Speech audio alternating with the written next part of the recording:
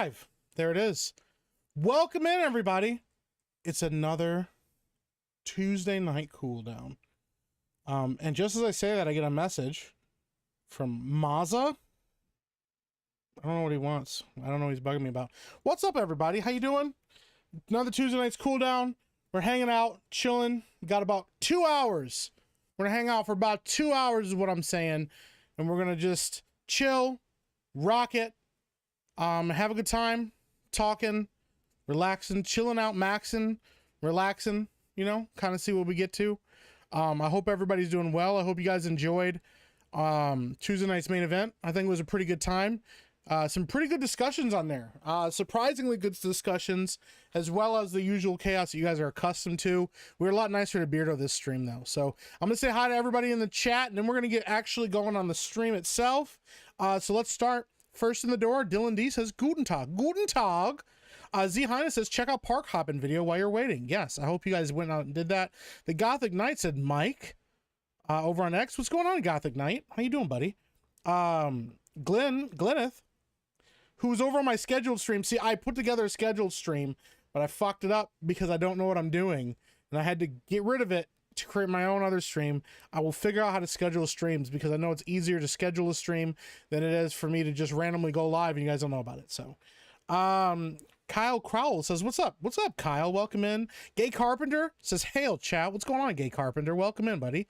Koa Lee says, howdy, folks. What's up, Koa? Scapo says, Mike promised rants.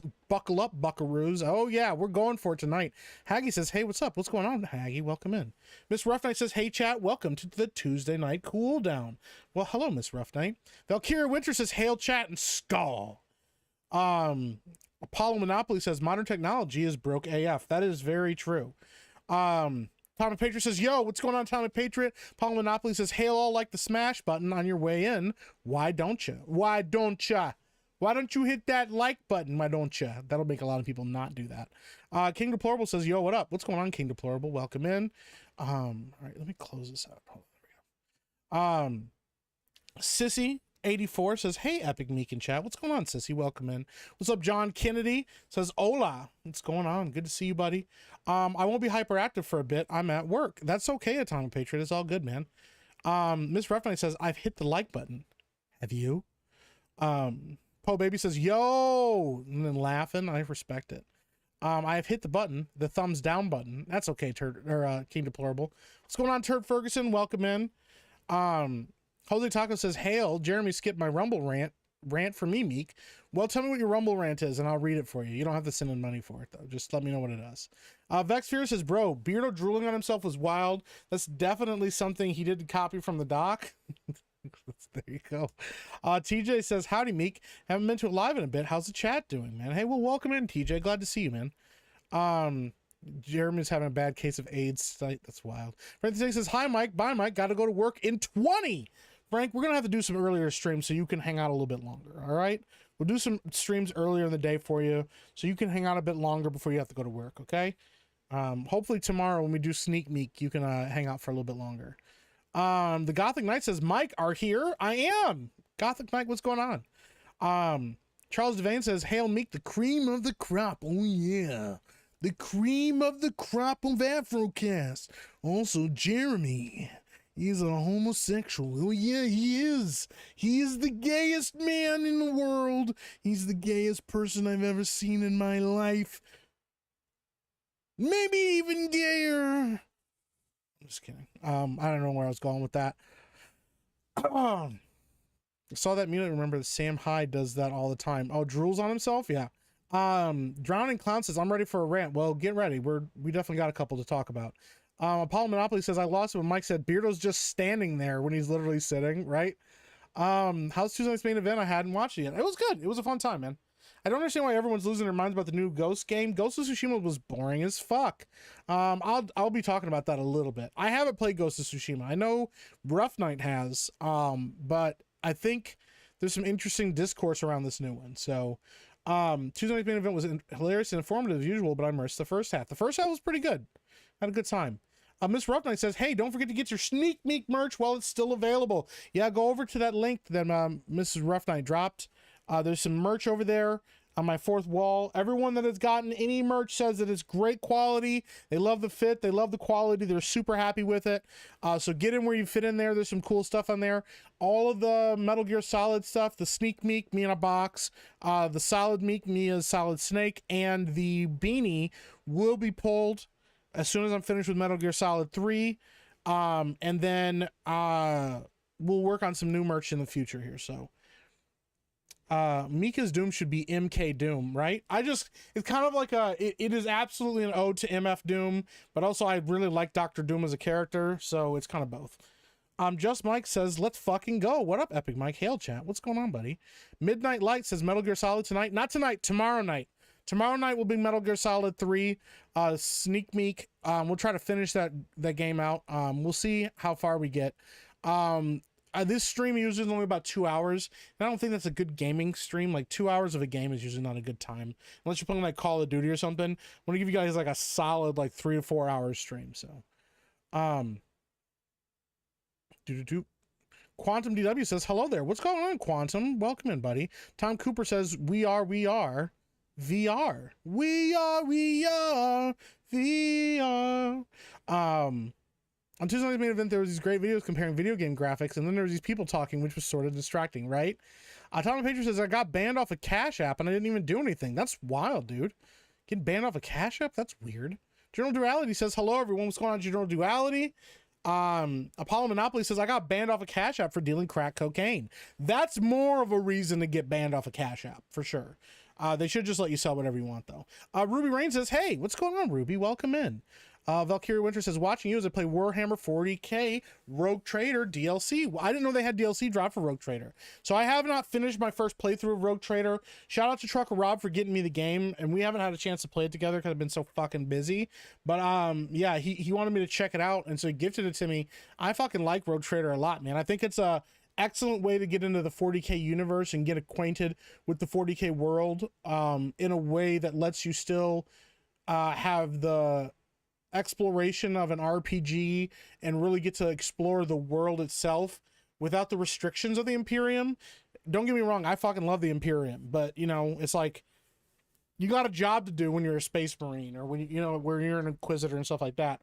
But if I remember correctly, Rogue Trader is actually based off like an early version of 40k, so there's a little bit more freedom in that setting. So I dig it a lot. So I have the fucking hiccups and the coughs.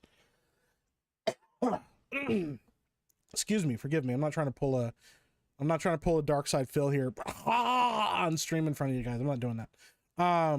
Once I heard reasonable and insightful discussion on TMNE, I quit listening. That's wild, Gun Home Mac. Oh man, streams will be less chaotic now. Neither Jay or Dan are there to derail. Don't worry, we'll derail it. This is only on X? No, Gothic Knight. This is also on YouTube and over on Kick. Eventually we'll get back over to Twitter. Wow. Eventually we'll get back over to Twitch and then hopefully get started on Rumble as well. I want to do all of those platforms all at the same time. So Ruby Rain says, I listened to The Reef, The Lost Cause while waiting. I'll check out Park Hopping tomorrow. There you go.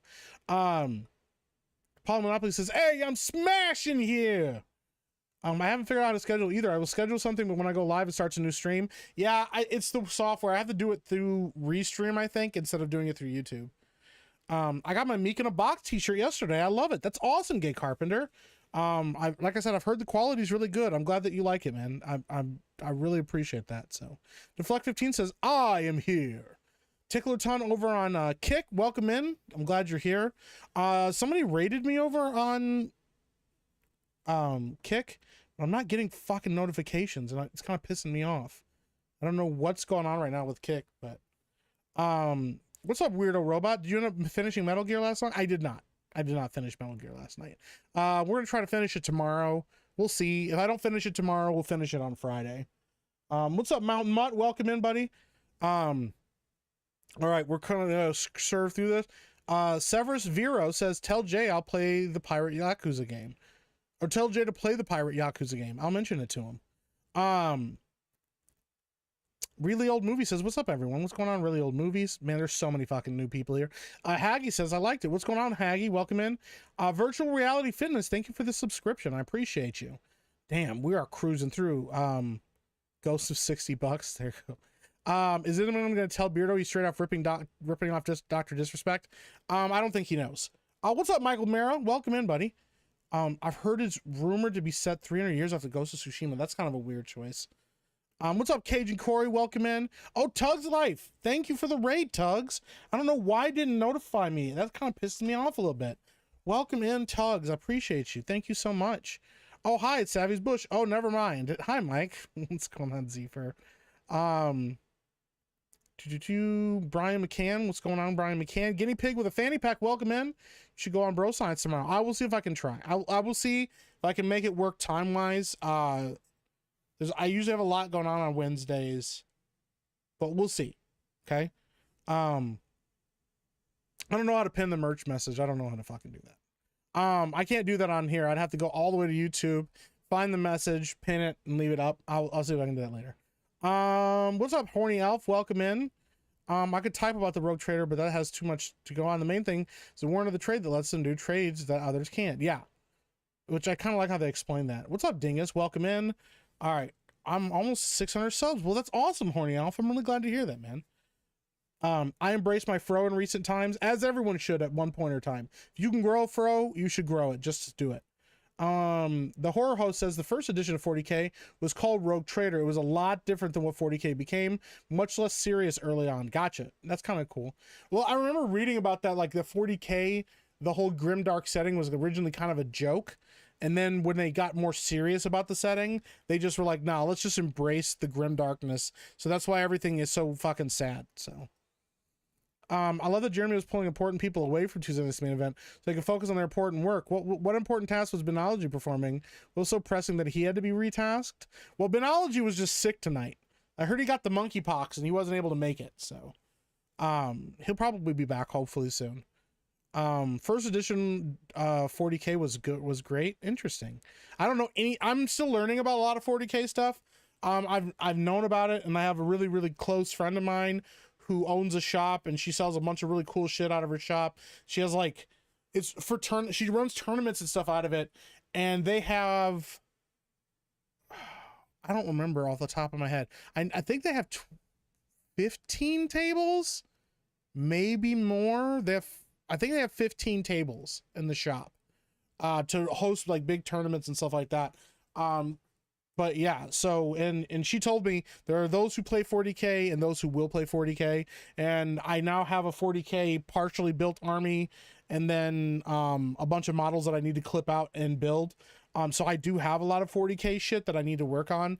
And so at some point I will also be playing 40k. I grew a fro down on my shoulders, but I'm so white it looks different. That's okay. White froze are valid. White froze are totally valid if you can grow one. Explains a lot about Ben. Yeah, it does. Mike cares about Ben. What? No, I don't care about Ben. I just need more people to roast than Beardo. He can't handle it. Okay? The more we roast Beardo, the sadder he gets, and I don't want him to quit Tuesday night's main event. So, Donna Hall, welcome in. Good to see you. Cole Plastic says, didn't know 40k had been around since the 80s. Pretty cool. Yeah, 40k's been around a long time. That's the thing.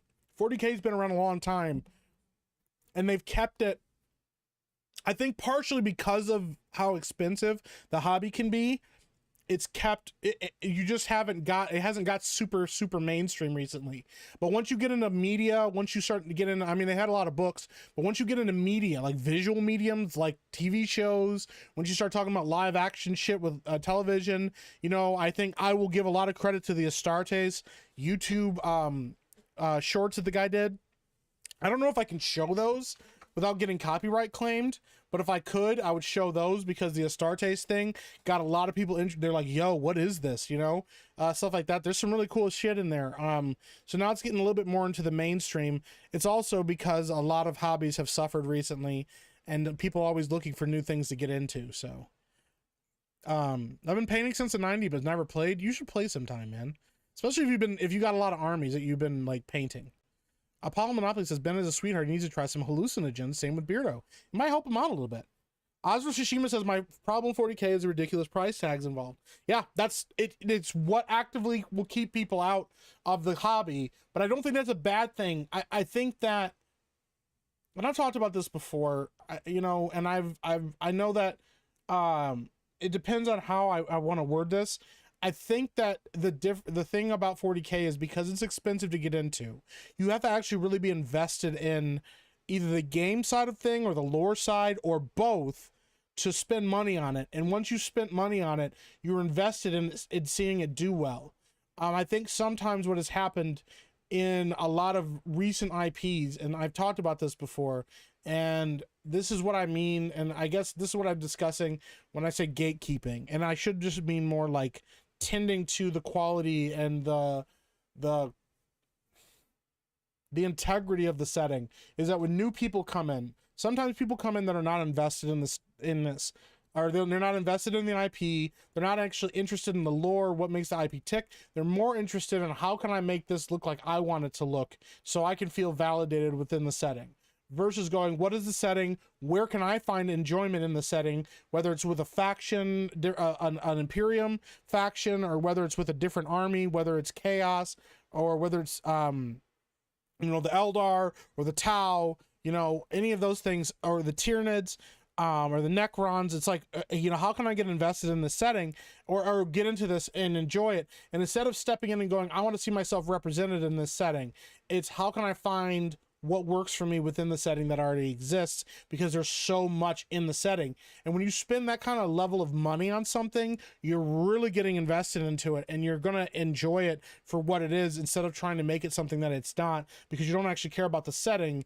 you care about the validation it brings. And there's not a, like, to me, there's not a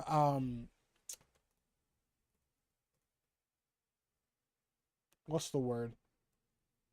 If you want 40K to look like you want it to look, you have to put in the work to do so.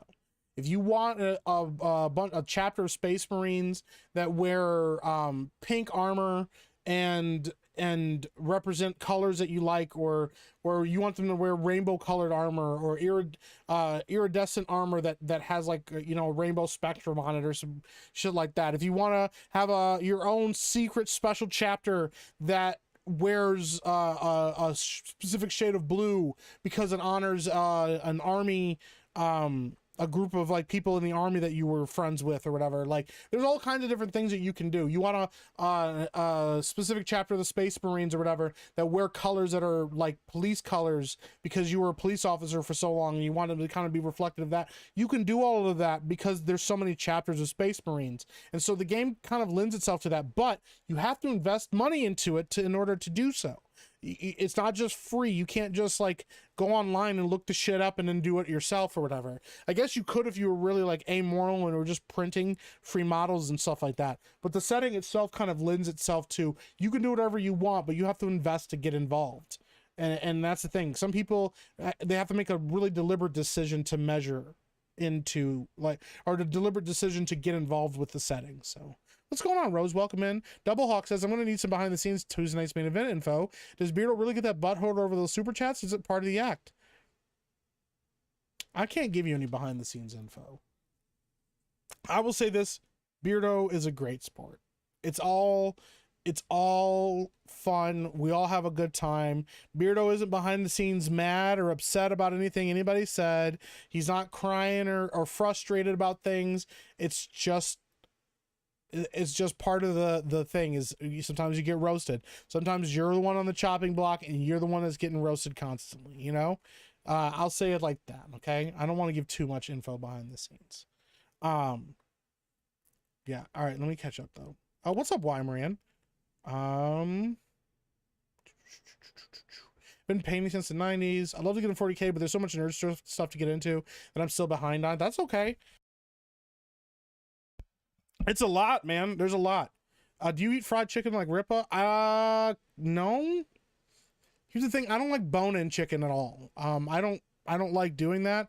Yeah, you could say that you're just eating glorified chicken nuggets and chicken tenders. I don't give a fuck. I don't like boned chicken. Okay. I like boneless chicken. I just not trying to suck off of bones. I'm not trying to, you know, and stuff. I'm like, fuck that. I don't need to do none of that. I'm evolved enough to live in a world where I can debone my fucking chicken and eat it that way. Okay. Let me say it that way. Reset the Cripple says, my favorite thing about Meek is he's champions my favorite RPG games. My least favorite thing about Meek is he lives on one of the most consensus states where your vote actually matters, and he won't vote. Don't worry about what I do with my vote or I don't do, Reset, okay? But I got your back, bro. I got your back for sure. The ballroom dancing Space Marines is the art I always think about when I think about early Warhammer 40k. Well, there you go. I ordered my first Warhammer 40k Dreadnought yesterday. $70 for something so small. Yeah, but it's rad when you make it yourself and you fucking paint that bitch. Do it.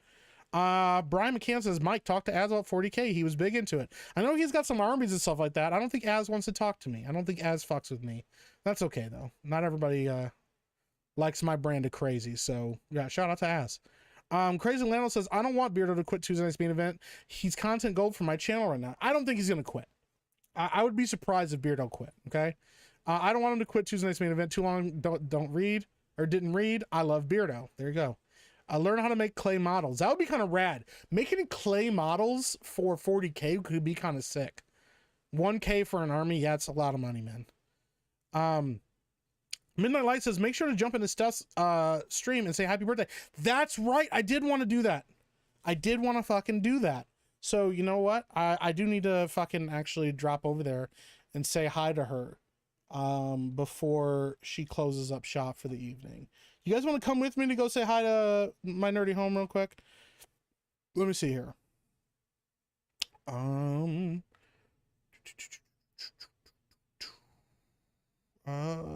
me see where it is. Hold on. Oh my gosh, where did it go? Hold on. I just had it here and I just thought about it and I'm like, yeah, we should go say hi to her real quick. Hold on, let me catch up with the chat real quick and then we'll go down. Valkyrie Winter says the hobby is very costly. I have a company of over 100 plus Space Marines. Damn, bro. Those Astarte shorts are awesome. Yeah, they really are. Like I said, I don't know if I could actually look through. I don't know if I could watch those. It's only 13 minutes, but I don't know if I could actually watch those. I don't know if Games Workshop has claimed those. I think because they're a fan-made project, I should be able to watch them and go all the way through them, but I don't know if I could without getting copyright claimed. I haven't been able to figure that out. There's been enough situations where I've had my stream shut down because of copyright shit. Maybe we'll do it at the end of the stream and I'll go check them out and watch them. Just find out. LMAO, for the record, you don't have to read my comments, Mike. I'm always saying stupid shit. That's okay.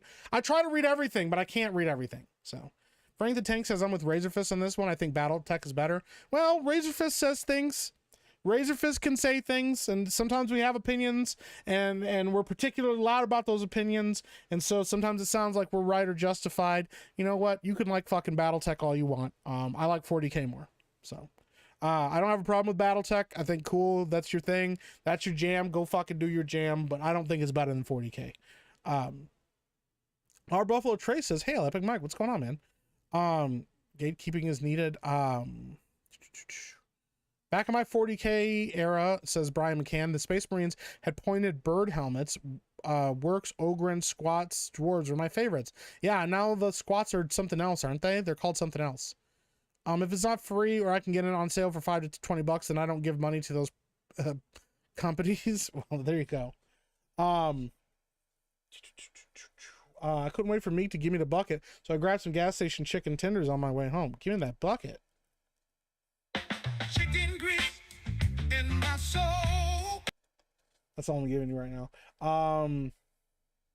I'm absolutely invested in settings story-wise, and I cannot stand the slow and create, DAI shit. I don't think it's gonna. I think it's gonna stop. I don't think we're gonna get as much as it seems. Inevitably, settings are going to evolve based on the social commentary and social necessity and pressure of that time. So settings will evolve and change with time. That always happens, and nobody likes change, and nobody wants to see their favorite hobbies, their favorite whether it's sports, whether it's video games, whether it's movies, books, things like that change over time. And evolution is inevitable, and change is inevitable, but it's the quality of the change that is important. So it's like the problem is a lot of the stuff that we're talking about. And the thing is, I don't use woke as a measurement of quality, because I think that there's too many people that use the word woke and don't. And I think this extends also to DEI, because that's become like the new word to use instead of woke. some people use those terms and don't necessarily know what that term means. So you'll have something like, and this is a legitimate conversation point. I'm not using this as an scapegoat, because some people use it as a scapegoat. Okay. There's two ways to approach this argument. Some people will say, well, if you go back in time and do Aliens again, nobody would like it because I had a woman in it. No, that is not how that is, because Aliens is a well done, well made property, and people will recognize it for that. However, in the current climate that we are in, will there be people that wouldn't have watched Alien because they would have assumed that it was woke or that there was DEI in it? Yes, 100%. That is the difference. People who have become distrustful of media today because they don't know whether or not the quality will be there if they see things that already set up the premise or the possibility of it being woke or there being DEI in it. Okay, that is the difference now. So the argument, well, nobody would even like Alien nowadays. No, Alien is quality and Alien is well done and people would still like it. People still like Kill Bill volumes 1 and 2 as well, just because it has Uma Thurman as the main character. However, if you made something like Kill Bill nowadays without Quentin Tarantino as the draw, because you know Quentin Tarantino isn't making stuff like that, but once again, if you made something like Kill Bill nowadays, would there be people that were hesitant to watch it because they're concerned that it's going to be like some of the modern day garbage that we've gotten recently? 100%. But the one thing we've also learned about this, and this has become more important, and it's why critics are losing the fight in what is happening on social media now, and why people are giving critics less and less sway in their opinions, is because of word of mouth. People don't ask for critics in what's the critic review anymore. They go, what did you think about it, to a trusted source, whether it's a streamer, whether it's multiple friends, or specifically people that they consider authorities on those things. And they'll go, hey, is that any good? Did you go see that movie? Was it good? And I go, yeah, it was great. It was awesome. I loved it. And then they'll go watch it, which is why it's important to not just skip things because you think they're woke or skip things because you think you're DEI. You need to let your wallet speak for itself. And sometimes some things are more obvious than others as to what the quality level will be. Looking at Ghostbusters 2016, you could have looked at that and told yourself it wasn't going to be good. It didn't look good. The trailers didn't look good. And then you watch it and it's not good. Okay. But then something like, I'll use an example, Arcane kind of looks woke, looks like it might be that way because of the main character being a pink side shaved lesbian. You know what? It's a really fucking well done story, and it's really, really, really fucking good. And so that quality speaks to itself. But word of mouth was a popular thing there, and word of mouth drew more people into it because of people were saying, hey, this is really fucking good. And the thing is, critics nowadays, when I talk about critics, I do mean specifically more critics like on things like Rotten Tomatoes and stuff like that. People do listen to them, but nowadays a lot of the critics that people are listening to are people in social media, like Jeremy Jans, even Chris Stuckman. And then you have like people over on fucking TikTok that have massive followings, and because of the way TikTok's algorithm works, push really aggressively. And so you'll get people that do those. Double Toasted Reviews is a channel that I've been watching recently. I really like their takes, and I shout out to them on YouTube. I really like a lot of their takes. I like their breakdowns. I don't always agree with everything they have to say about movies and stuff, but they're entertaining and they put some really fun and interesting perspectives out. And they're kind of on the middle ground of going like, they're kind of resistant to calling things woke or anything like that, but they will call shit out for being bad quality, and it obviously being identity politics or social justice, like pandering and stuff like that in there. So I do got to give it to them. So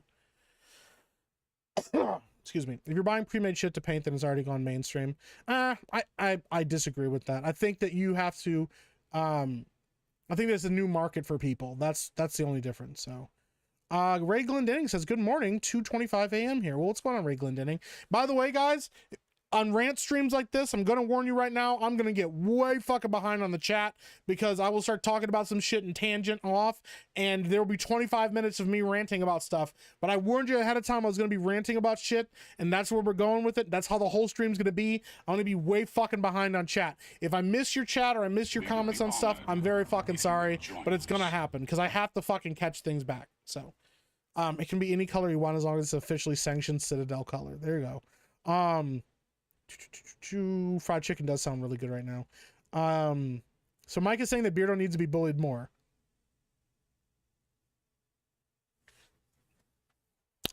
I didn't say that. I did not say that. I'm not saying that's a thing that should happen. I'm saying you guys do what your heart decides. What does your heart tell you? Getting booed is better than applause to me. Well, there you go. Find yourself in the hobby. Don't try to bend the hobby for yourself to fit you. That's a really good point, Ruby. Absolutely good point. I cut the chicken off the bone with a knife, but I also eat pizza with a fork. Then again, I don't have front teeth. Well, damn. Not the damn bone rants. Jeez. You like your chicken flaccid. What? Yeah, no! Why does it have to be flaccid or hard? I'm like, I like my chicken erect. I like my chicken hard. I like my chicken boned and stiff and stuck and veiny. No, I'm not going to say that shit. I don't like bone and chicken. It's not flaccid chicken. It's just boneless. Okay? Damn it. Now it's getting clipped. You see the voice trolling Orange Band videos? I have not seen that. Az isn't into the lore. He just like his Death Guard army. And Death Guard are fine. They're cool. Death Watch is pretty fucking rad. Az wishes you fucked with him. As the only chat I've ever been banned from. Well, damn. He's just not I don't know. He doesn't fuck with me. No offense to him. I'm not talking shit about him. I just know that he doesn't seem to ever want to fuck with me, and that's fine. That's okay. Sometimes I think I'm an acquired taste, so. Let's see here. The creators were hired by Games Workshop, so they might have bought them. Yeah, so yeah, the guy that did a Stardust did get hired by Games Workshop. That's why I don't know for sure whether or not I can watch them. Starte, yeah, I know. I don't know. That's why I don't know if I can watch them or not. But it's one of those things. I would love to check them out at some point. And the thing that sucks is we haven't got more from him. The rumor is he's either cooking on something really big right now and we haven't seen it yet, or Games Workshop basically bought him to keep him from making more things because it was making them look bad, because his stuff compared to their stuff was fucking like leagues different. He was killing them with how good his shit was. So I just popped over to Steph's to say happy birthday. I'm back. All right, I'm gonna go check out Steph. We're gonna pop over there real quick. I'm gonna go say hi to her, happy birthday to her, because I think that that's important. I just gotta fucking find where she dropped her link at, because I just fucking saw it and then I missed it. Oh my god, where did she fucking drop that at? Hold on. There we go. All right. We're gonna pop over real quick and we're gonna go say hi to Steph. Let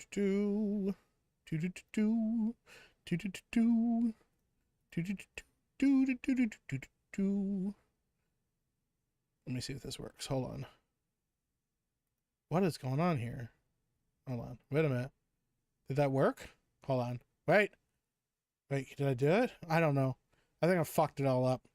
I play Battletech. I have 1,300-ish mercs. That's fucking crazy. Leagues of Votan, thank you. GW hired that start his guy, made him take his own vids down. People re-upload it, so you might be okay. Yeah, I will have to see. Abdiel Rodriguez says, what do you think about the Warhammer 40k lore? Do you like it? Yeah, everything I've read about 40k, I really fucking like. Okay? I really do. There's a lot of really great shit in the 40k stuff. I just haven't, like, I'm still getting used to it. There's like a guy that did video breakdowns on YouTube, because I haven't had time to sit down and read all the books and stuff like that. But he broke down like the Imperium and stuff, and those fucking videos are like each an hour and a half long, and there's a lot of them, and I've watched like a ton of them already. What I did was I watched a bunch of videos about the forming of the Imperium and the Emperor of Mankind and how all that stuff got started, and up to the Horus Heresy and all of that shit that breaks down there, so that I could break off into the Grey Knights faction and learn about them, because the Grey Knights are my fucking army and they'll be my army forever. I fucking love the Grey Knights. I think they're the coolest fucking army. Specifically, their armor is my favorite armor. I love the medieval look to their shit. It was between them and the Black Templars, and the Grey Knights won me over. I also like that they're psychers, and I fucking love their glaives. Join us. So yeah, my camera is not fucking working. Hold on.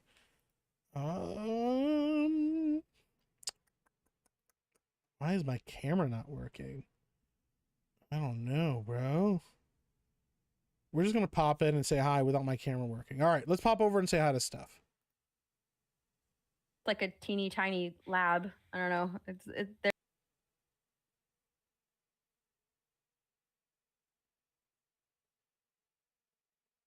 Mara. 1 second, chat.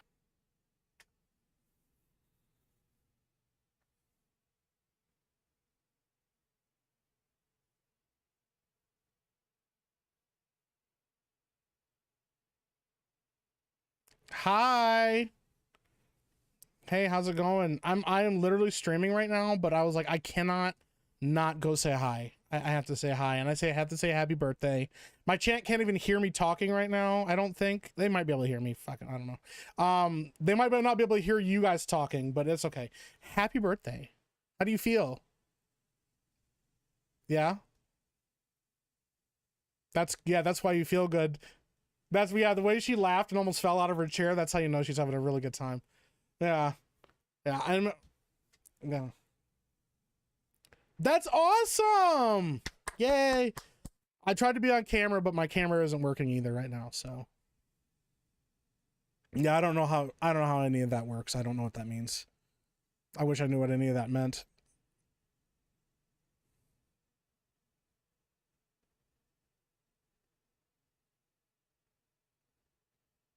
Oh, gotcha. Yeah, that explains it. I don't know what the hell I'm doing. I'm kind of stupid, so. But what's going on, everybody? Yeah. We're just doing rants. So I do a stream on Tuesdays where I just yell about stuff. We're currently yelling about 40K. Yeah. They were just asking me about like what I think about the lore and what I think about the setting and stuff. I think it's I talked a lot about this. I'm not trying to hijack her birthday stream. Goodness. I just think it's one of the last bastions of nerddom. I think it's one of the few one of the few IPs right now that hasn't been completely co-opted by a bunch of bad faith people that are trying to insert their own personal ideologies within the setting. I think settings naturally evolve over time, but I was talking about how the fact that it's so expensive to get into, if you want to buy an army, even if you're just a hobbyist who paints, you have to invest enough money into it that you actually have to care about the setting to do it.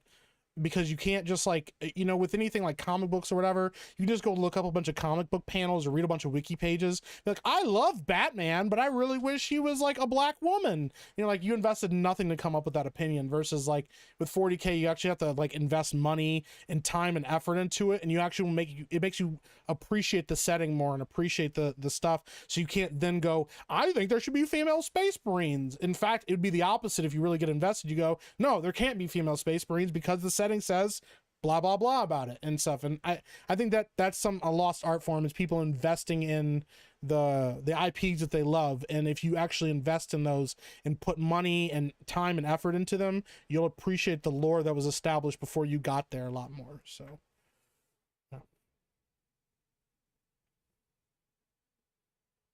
I did know that. I've heard him talk about it a little bit, and I've seen him painting and stuff like that.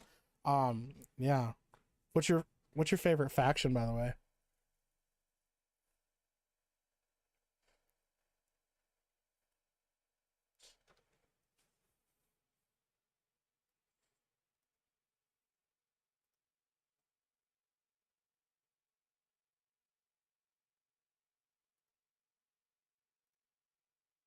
I respect that. Yeah.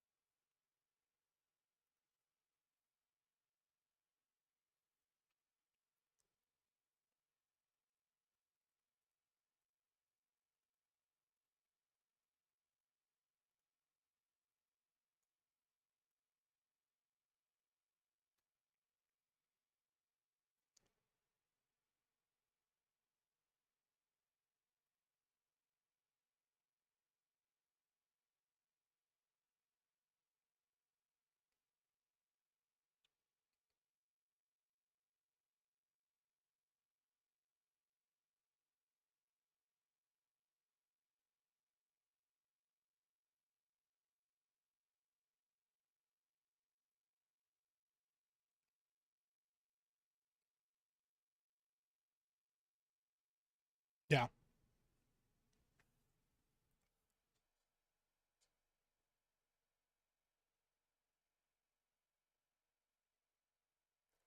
Yeah, actually do it this way. Yeah.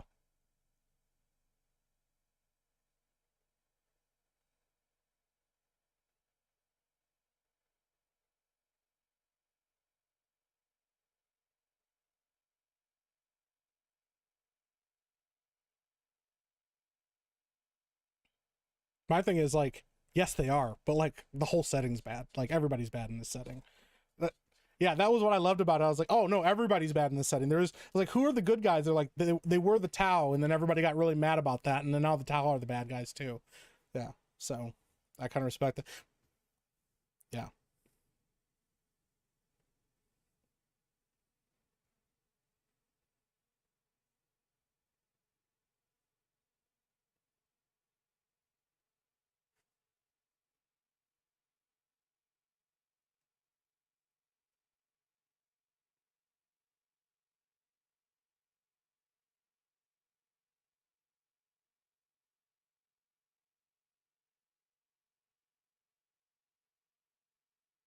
Yeah, we'll lose you forever if you do. By the way, Steph, I have to ask a question so I don't mess up your stream.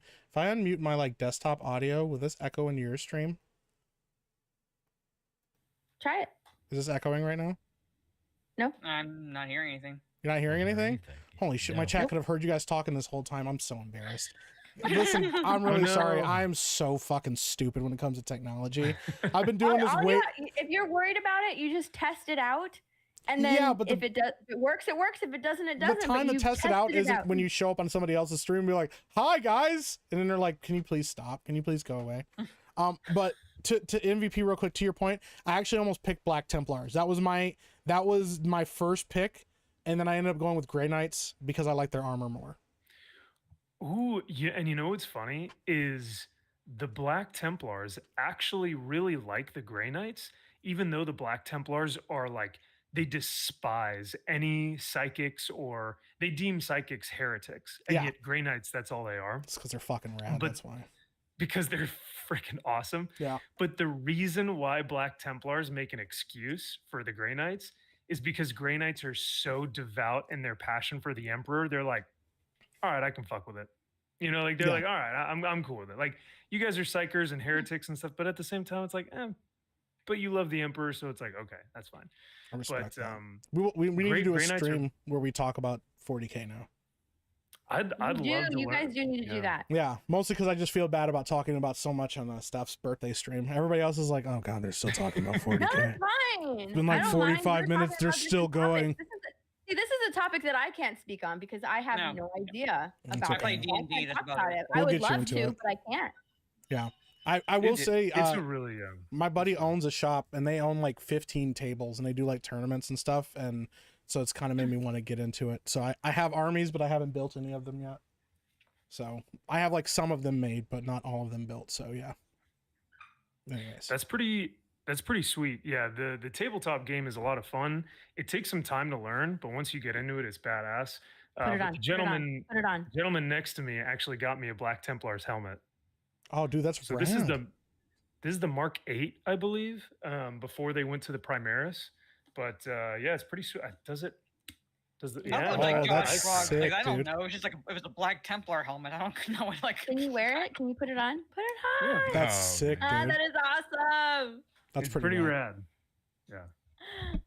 So it's a prized possession in the Priestley household, but yeah, man, like Black Templars, if you ever want to talk about them, or Grey Knights, or just 40K in general, that'd be a ton of fun. And you know, maybe we'll get more people within the fellowship to like get ingratiated into the space, because some people might listen to it and they might actually be like, this actually sounds sweet. Yeah. Because we do need more people in the hobby, I think, that respect it for what it is. Yeah. Because now that Space Marine 2 is out, you're getting a ton of normies that are like, what the hell is this? This looks awesome. And if that's the case, they're either going to come in and they're going to respect it and love it and just enjoy it for what it is, or it's going to fall just like every other franchise did before it. Yeah, that's true. I mean, the way that they've been dealing with Amazon and tussling with them, and the fact that Amazon's ready, or I mean, that Games Workshop is almost like, what I've heard is that they're almost ready to pull out of the deal because Amazon's trying to insert a lot of like checklist DEI stuff into the setting. They're like, yeah, no, you don't get to do that to us. I think is pretty telling of what Games Workshop's motivation is behind the scenes. So we'll see. Well, Mike, you're probably not wrong. I mean, we were talking about this not long before you hopped in here. And I brought up the fact that just within the past We would be honored if you would 8 join months, a us. year, maybe if that, there was a video that was published online from the director. I'm listening. Shut up, Flavio. Oh my Okay. I'm He's like, sorry. Jay doesn't even talk. He's like rolling his eyes. I'm listening, fucker. yeah. Yeah. Get him. Get him. But no, there was this woman who is the a human resources director or DEI director. I think the DEI director of Amazon that was at a human resources conference within the last, yeah, exactly. And she was talking about how everything at Amazon that she oversees is all of the film and television production for Amazon Prime Video. Yeah.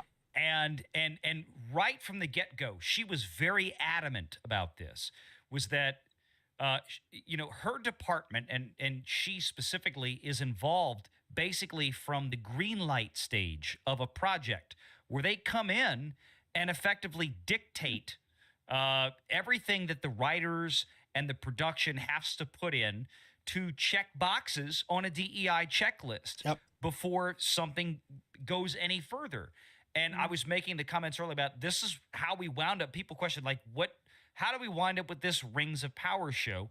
There you go. Yeah. And it doesn't surprise me, Mike, at all that when it comes to Amazon is looking for M&As, mergers and acquisitions out there for the audience, to buy gaming studios, that this is going to go through this same woman's department to sit there and go, we expect this, you're going to do that, you're going to do the other thing. And probably these guys were like, no, we don't want to turn into Ubisoft. Yes. We don't want to turn into, fill in the blank out there right now. All of these gaming studios that have gotten absolutely just rolled over with this type of corporate poison out there. So, yeah, I totally believe it. Totally believe it. And it's pretty wild because I know the other thing is, they announced it and everybody was freaking out.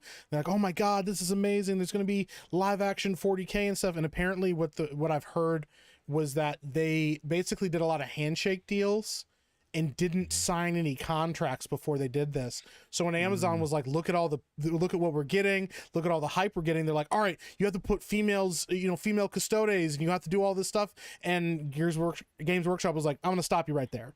And then Henry Cavill was also like, no, I'm on their side. I'm not on your side.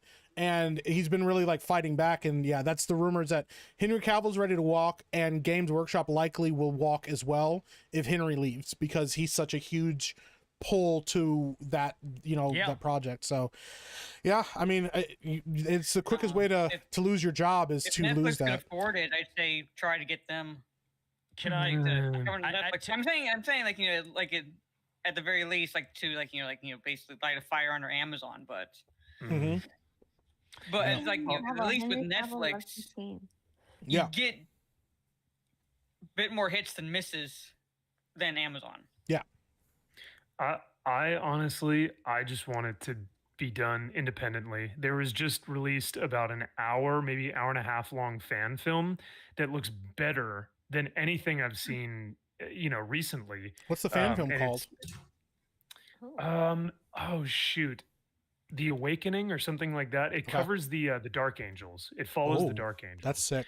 And it's like a full on. It's like if a show or a movie were to be done, this is how I would have loved to do it. And it does a great job. My fear is because the fans really know almost better than any of these producers or whatnot, but they need the funding and they need the backing for a lot of this stuff. My fear is that even if you look at Games Workshop, recently they released a magazine. I subscribe to their magazine called White Dwarf. Yeah. It comes out with strategies for the game. It comes out with painting techniques. It comes out with new models. The magazine is great. But in the magazine, they released an expose of a model army that this guy painted called the Gatekeepers. And it's all the different flags of the LGBTQ community. Oh, yeah. So it's the trans Space Marine, it's the gay Space Marine, it's the, whatever. There were like 30 different flags. I didn't even know that all of these existed. And they had it as like one of the top expose pieces in the magazine. So to me, that's not just an intern making some mistake on a magazine. That's Games Workshop explicitly saying, we want this at the front of our cover. I don't know. Mm-hmm. But, so I think it's there. I just don't know how prevalent. I'm actually not surprised there are that many flags. This is the same group that can't figure out what gender they are. Yeah. Well, I mean, I think there's always going to be, with that, because I was actually just talking about that with my chat. Like, there's encouragement to say, hey, you know what? You can make whatever chapter of the Space Marines you want. You can do whatever you want with your models and your army. And I'm like, I think that inherently lends itself just like a character or creator in a game, except with those, like, you have to make Space Marines. They have to be Space Marines, and like you can even have it in your lore. If you're somebody that wants armies and you want to pretend in your head canon that all your Space Marines are female, you're welcome to do so. And even if people are like, whatever, okay, cool, that's your army. It's your army that you put the work and money and time and invested into. And if you want to make some weird ass headcanon, you can. But it's like, once you get into the actual lore, it naturally kind of gatekeeps out people from inserting weird shit into it, because it's like, no, they're not really interested in this kind of stuff, or no, that's not really a thing that's happening in this setting, that's not the important part of this, or no, you don't get to like say, well, what if these guys are actually the good guys? You're like, no, they're not. They're like, all of it's bad. Like, everything in this setting is bad, but in a cool way. It's like, and I think that's why the setting is, like I said, one of the last bastions right now of nerddom that hasn't just got completely infiltrated. But once again, over time, you kind of wonder, things evolve and things change over time, and sometimes it's for the better, sometimes it's for the worst. I just hope that Games Workshop is willing to understand who their real customer base is, because as we've seen in multiple times now, the people that are screaming for changes within these settings do not invest money into these settings. They're not buying armies, they're not watching the movies, they're not watching the television shows, they're reading wikis and they're doing fan fiction on AO3 and Wattpad, and then they're going and saying, I would love for these two characters to be a couple, and then somebody watches. That's the worst thing about all this, is that they're reading wikis. Like, yes. That's where they're getting all their information. There's no like, I've been a fan of this for years and years and years. No, I just read a fucking wiki page. I can't stand that about like the fandom, quote unquote, nowadays. Yeah. I just say congratulations, you know how to use Google. Yeah, well, because it's just one of those things that it's an unfortunate side effect. And like, I was just talking with this like last week about like the show Arrow, and how like season 1 of Arrow was like really good television, and season 2 is considered like some of the best, like some of the best at the time superhero stuff we had. And then what happened was a bunch of fanfic people and shippers got really excited about Felicity and Oliver, and Mark Guggenheim. Hashtag Olicity. And Mark Guggenheim, the showrunner, got super invested in the shipping. That was their ship name. I'm not Olicity. And Mark Guggenheim got super excited about it, and he loved it, and he loved those shippers, and he was talking to them in forums and stuff like that. And you watch the show move in like a very CW will they won't they direction, and the entire show tanked, and it was awful, and everybody was upset, and all the fans were upset. Yeah. Felicity show. Felicity and Friends. Yeah.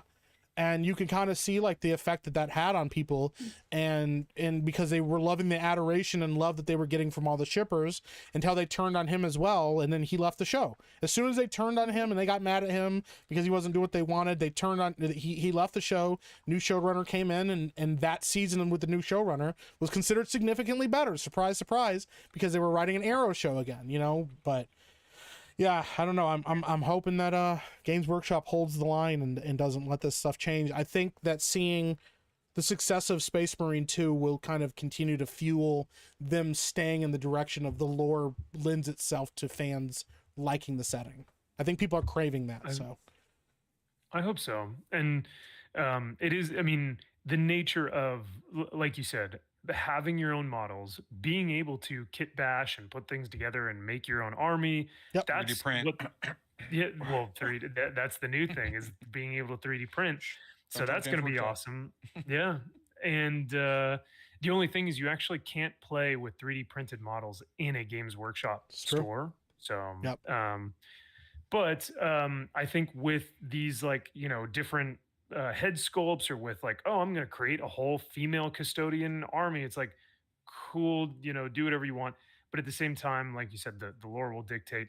The funny thing though is when you see all these people that are like, oh, well, the Imperium is fascist, but I want all of them to be gay, trans, and female. It's like, wait, don't those collide? What do you? It's like having the stormtrooper that's all rainbow. You know, it's like, wait, you want representation, but you know what that means, right? Like, so I don't even know they can get their own head canon straight, because they don't even know what. Well, and the reality is, like, if you wanna like have a bunch of like gay trans characters and stuff like that, there are a lot of groups in the setting in Chaos that you can do all of that stuff with, but you have to be the quote unquote bad guys if you want to do that, you know. And that's the thing. The access they want is the Space Marines, and they're pretty heavily locked down. You can't really do much with them. That fans are going to be like, oh yeah, totally, we'll accept that. It's like, yeah, if you want to be part of Slaanesh and you want to do weird stuff and be weird and be sexually deviant, you can do that. Do your thing, you know, over there with the Chaos people. You know, that's their bag. You know, that's their bag or whatever. But yeah. That used to be like with D&D, and I can only speak for like Dungeons and Dragons, but I kind of grew up playing Dungeons and Dragons, and I never had a problem with any characters having limitations or anything like that, because whenever you create a character, the dungeon master would be like, okay, that's great. You want to play this class or this race, but keep in mind, these are your strengths, but also you have these weaknesses. Yep.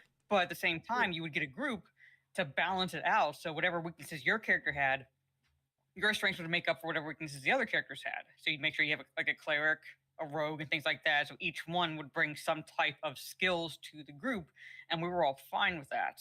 Yeah. And you could create, and you still had to create characters within the rules. But at the same time, it's like if you wanted your character to be a lesbian, she could be a lesbian. Yeah. You wanted bard to they banged everyone, the bard would bang everyone pretty much. It didn't like you were making your own character.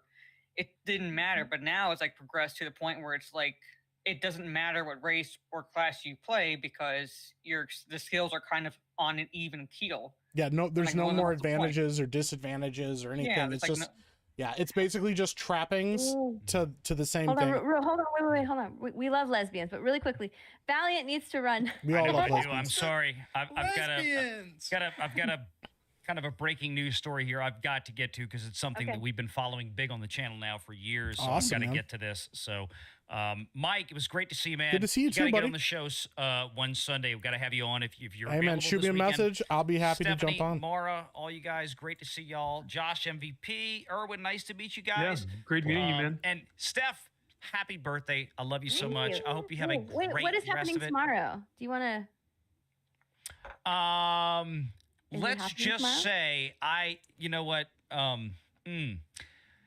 Valiant was right again on another Star Wars production with the Acolyte. I told people immediately when the Variety article came out and it was stated at $180 million, I said, I think that's totally wrong. I think it's understated. I think Leslie Headland, or there was a translation issue.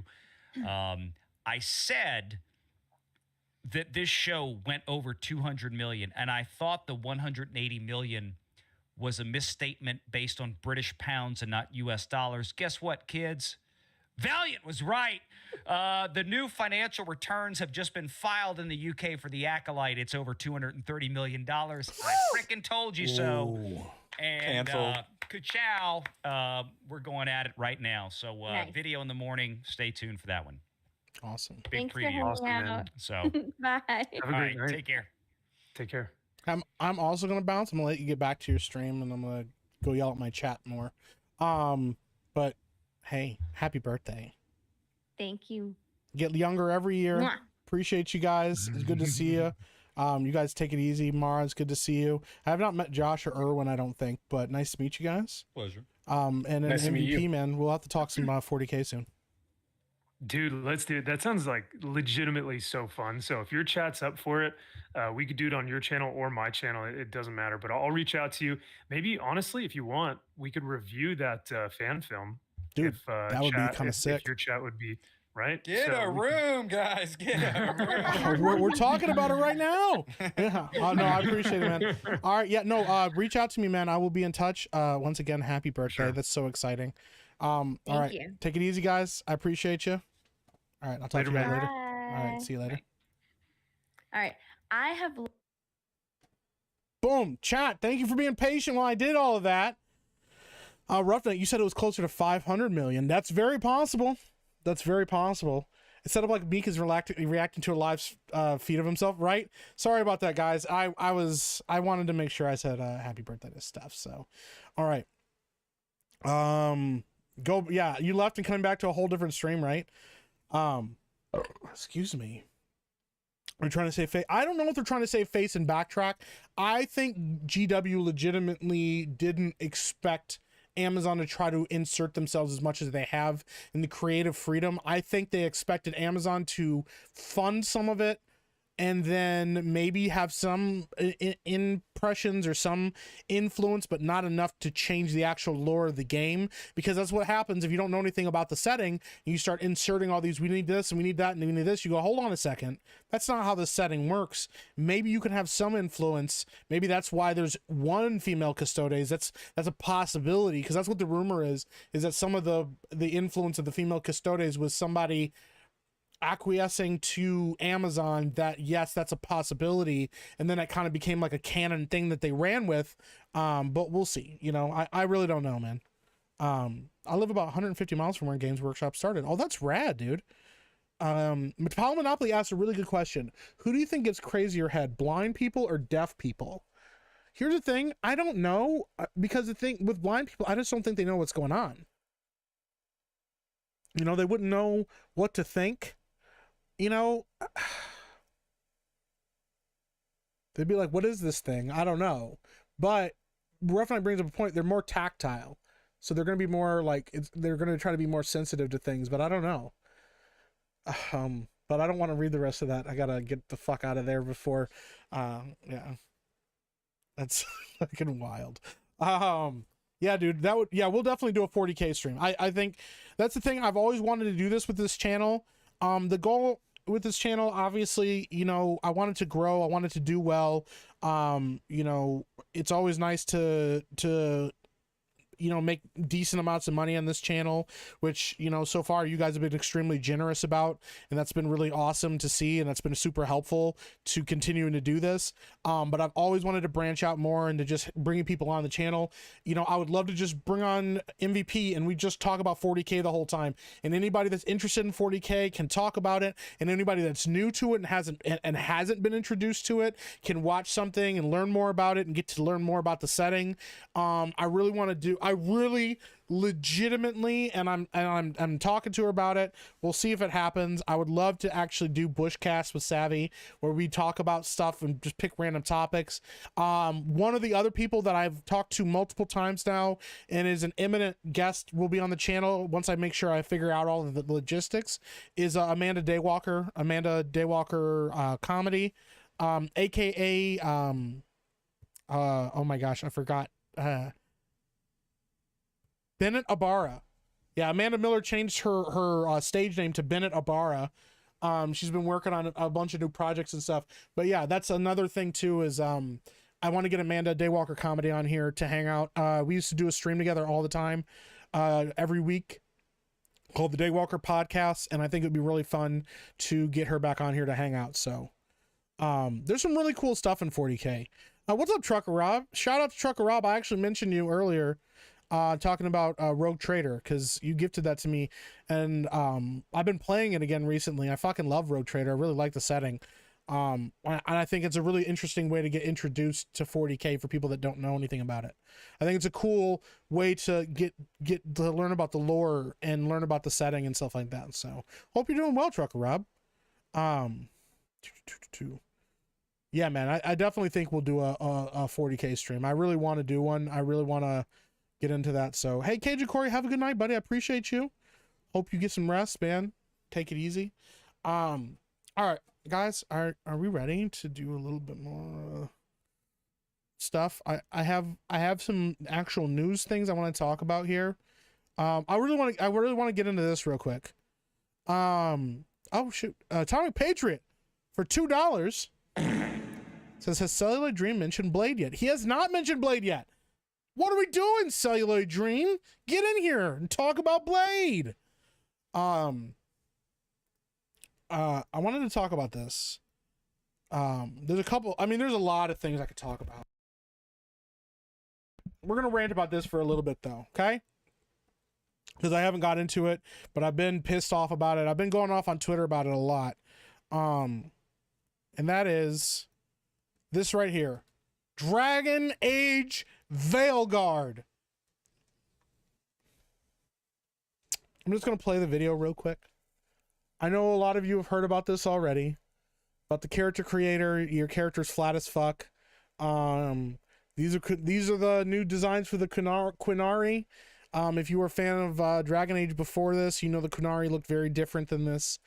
In the first game, due to technical restrictions, they weren't able to put horns on the Qunari. In the second and third game, they were able to put horns on them, and they looked really badass. They looked like giant bull men and bull women, and they were fucking rad, and they were awesome, and had like a really cool looking design, but they also had really cool lore. And then somebody in the next game was like, what if we made them look like Fortnite characters, and what if we made them look more human? I want sexy Qunari, okay? And so they fucking designed these motherfuckers to look like they got cancer of the forehead. And that's why the horns grew. They're not cancer, they're tumors. I mean, they're not horns, they're tumors. I'm going to replay this video real quick. This is from IGN. This is an official IGN video. The character creator in Dragon Age the Veilguard is incredible. There are so many options.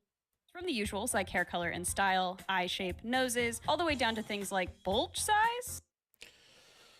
Okay. Larry Glendenning for two... Globular British Pound says Epic Mike is Blade. Well, thank you so much. I don't know if I'd be a good Blade, man. I need to lose a lot of weight to do that. Here's the thing. If I hear one of the very first fucking things we hear about this goddamn game was the hair designs. Okay, I know that was a critique for people with the character creator setting, that the hair was lifeless and boring. People didn't like some of the hairstyles. I understand that some people were requesting that. Some people really like character creator. Some people spend a long time in character creator and like a lot of options. There's nothing wrong with that inherently in RPGs. If you want to create a character that looks like you in a video game, that's fine. If you want to create a character that looks totally different but is like your ultimate peak hero, that's fine. If you want more options, that's fine too. The beautiful thing is, a lot of people make mods for better designs. So even if you don't get what you want in the original character creator, give somebody about 5 goddamn minutes and they will make a mod that has the hairstyles that you want. Anyways, they literally start fucking leading with how good the hair is in this goddamn game. And here's the thing, I don't give a fuck. I want to know how good the game is. Make a good goddamn game. Make the gameplay good. Make the action good. Get back to the RPG elements that made Dragon Age Origins so fucking popular. Okay? Listen to the people that critiqued Inquisition. Does Inquisition have some strengths? Abso-fucking-lutely. I think the character design looks great. I like the art direction. I actually like the characters in there. The fucking voice acting is really good in Dragon Age Inquisition. I think the concept is interesting. It's actually the first Dragon Age game I played. And then I went back and fucking played Dragon Age Origins. Here's the thing.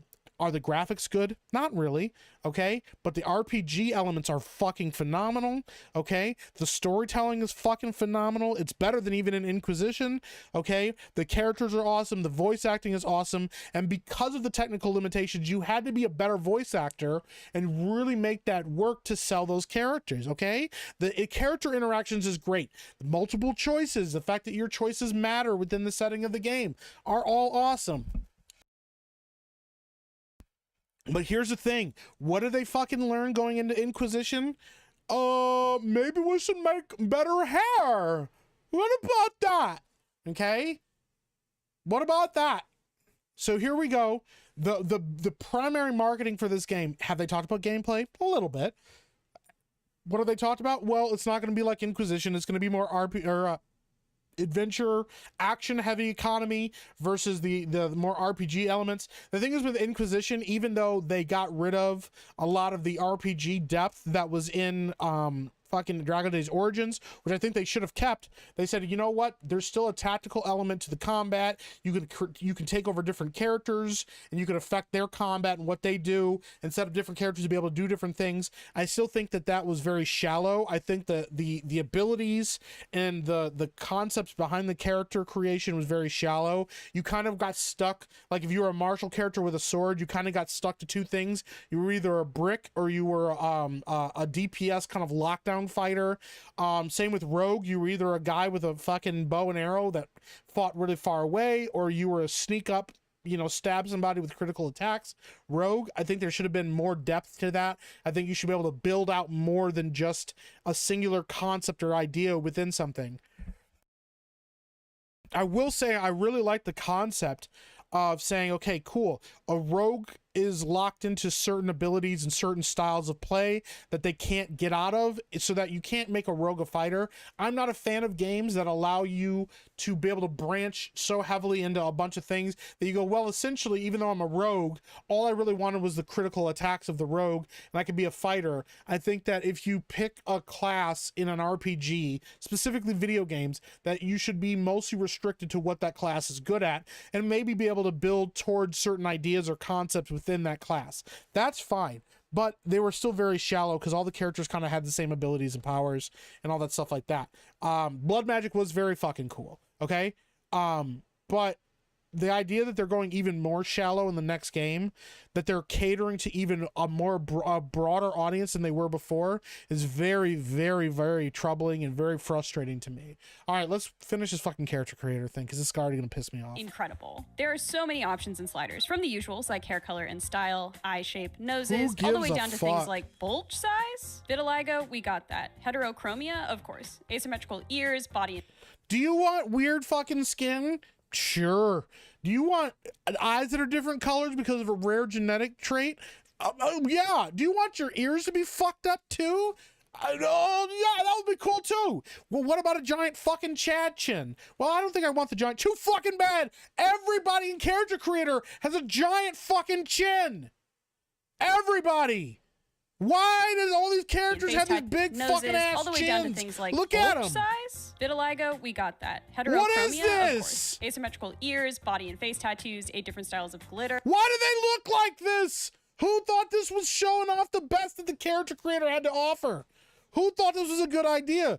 Yo, would you like a giant fucking ass chin that's bigger than the rest of your body and Ellen's haircut? And even a melanin slider. If you're not feeling particularly creative or you... Bro, and here's the thing. Look across these sliders. These are different body types. Do these body types look any different to you? What's the difference between this body type and this body type? What's the difference? Half an inch on the shoulders? What's the fucking difference? What's the difference between these two body types? He's a slight more... His hips are slight more svelte. What is this? Particularly creative, or you just want to get started as soon as possible with a good-looking character, there are a bunch of presets to choose from. And here's the thing, bro. Okay, I'm not saying... Do I give a fuck about bulge? Abso-fucking-not. I don't give a fuck about bulge. But here's the thing. If you don't want to give the character a bulge, or you don't give a shit about bulge, why are you making the hips so... Look at this. This is not normal. Look at the fucking tiny-ass hips on the... Are they this Beardo leg day? Did we model all these characters after Beardo? Where we skipped leg day and only did arms? Like, what the fuck is going on here? What is this? Why do they look so fucking deformed? A bunch of presets to choose from as well. As a bonus, the character creator... Bro, what the fuck is up with these niggas' head, bro? Why does his head look so... Bro, if you can't use this shit... What's up, Bear Thing Show? He says, hey, y'all, I'm out. Bro, he looks like you can bash down a goddamn door with that forehead, bro. Listen, if I can't fucking headbutt people with this forehead, if that's not an inherent trait of this character, is that I can just bash people to death with my forehead, then this character creator's a fucking failure, bro. It shouldn't be able to be, you make your shit as big as you possibly can and just fucking bash it through walls. You can grab your enemies and just start headbutting them to death, bro. Lord Botha just want to remember for 4 months.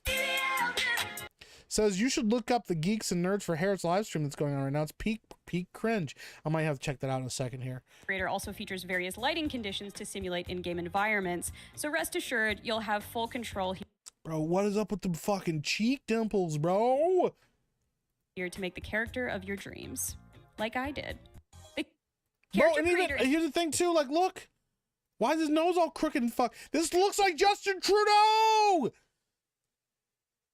What the fuck? Why is the nose all cool? Like, who thought, yo, this is the character of my dreams? I always wanted a guy who had a giant fucking chin and a fucking 5 head, a 16 head, and a crooked fucking nose. That's the character I've always wanted to play out. Yes. I've always wanted to play an RPG looking like a fucking cancer victim. It's so good. And this is the thing. Everybody can get upset. Why do you care? You know, why do you care so much about customization options and accessibility? I don't care about accessibility options. What I care about is the fact that you do not give a fuck about this setting.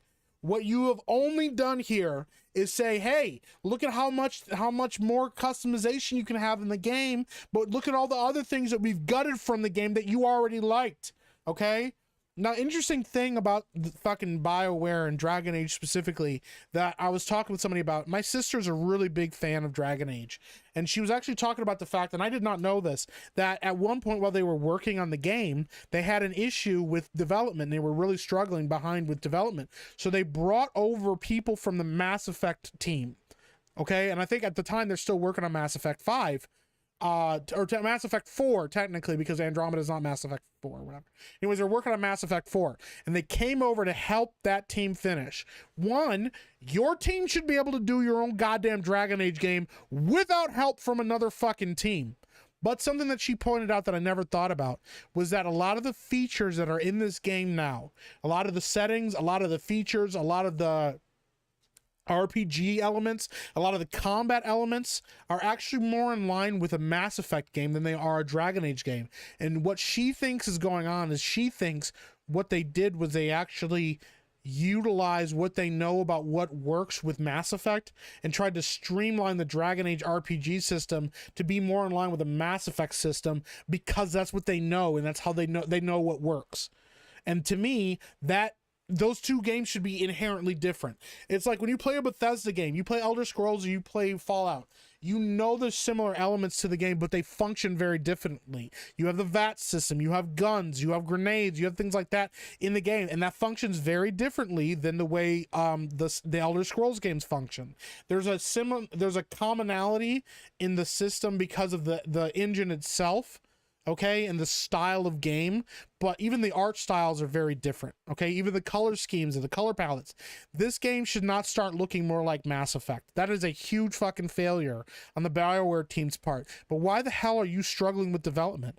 Take what you have from fucking Inquisition and just expound on that. Instead, what they did was they took the engine, they fucking made every character look more like Fortnite, and then they streamlined all the elements to try to play it like fucking Mass Effect. And that's not what anybody asked for. This is not difficult, people.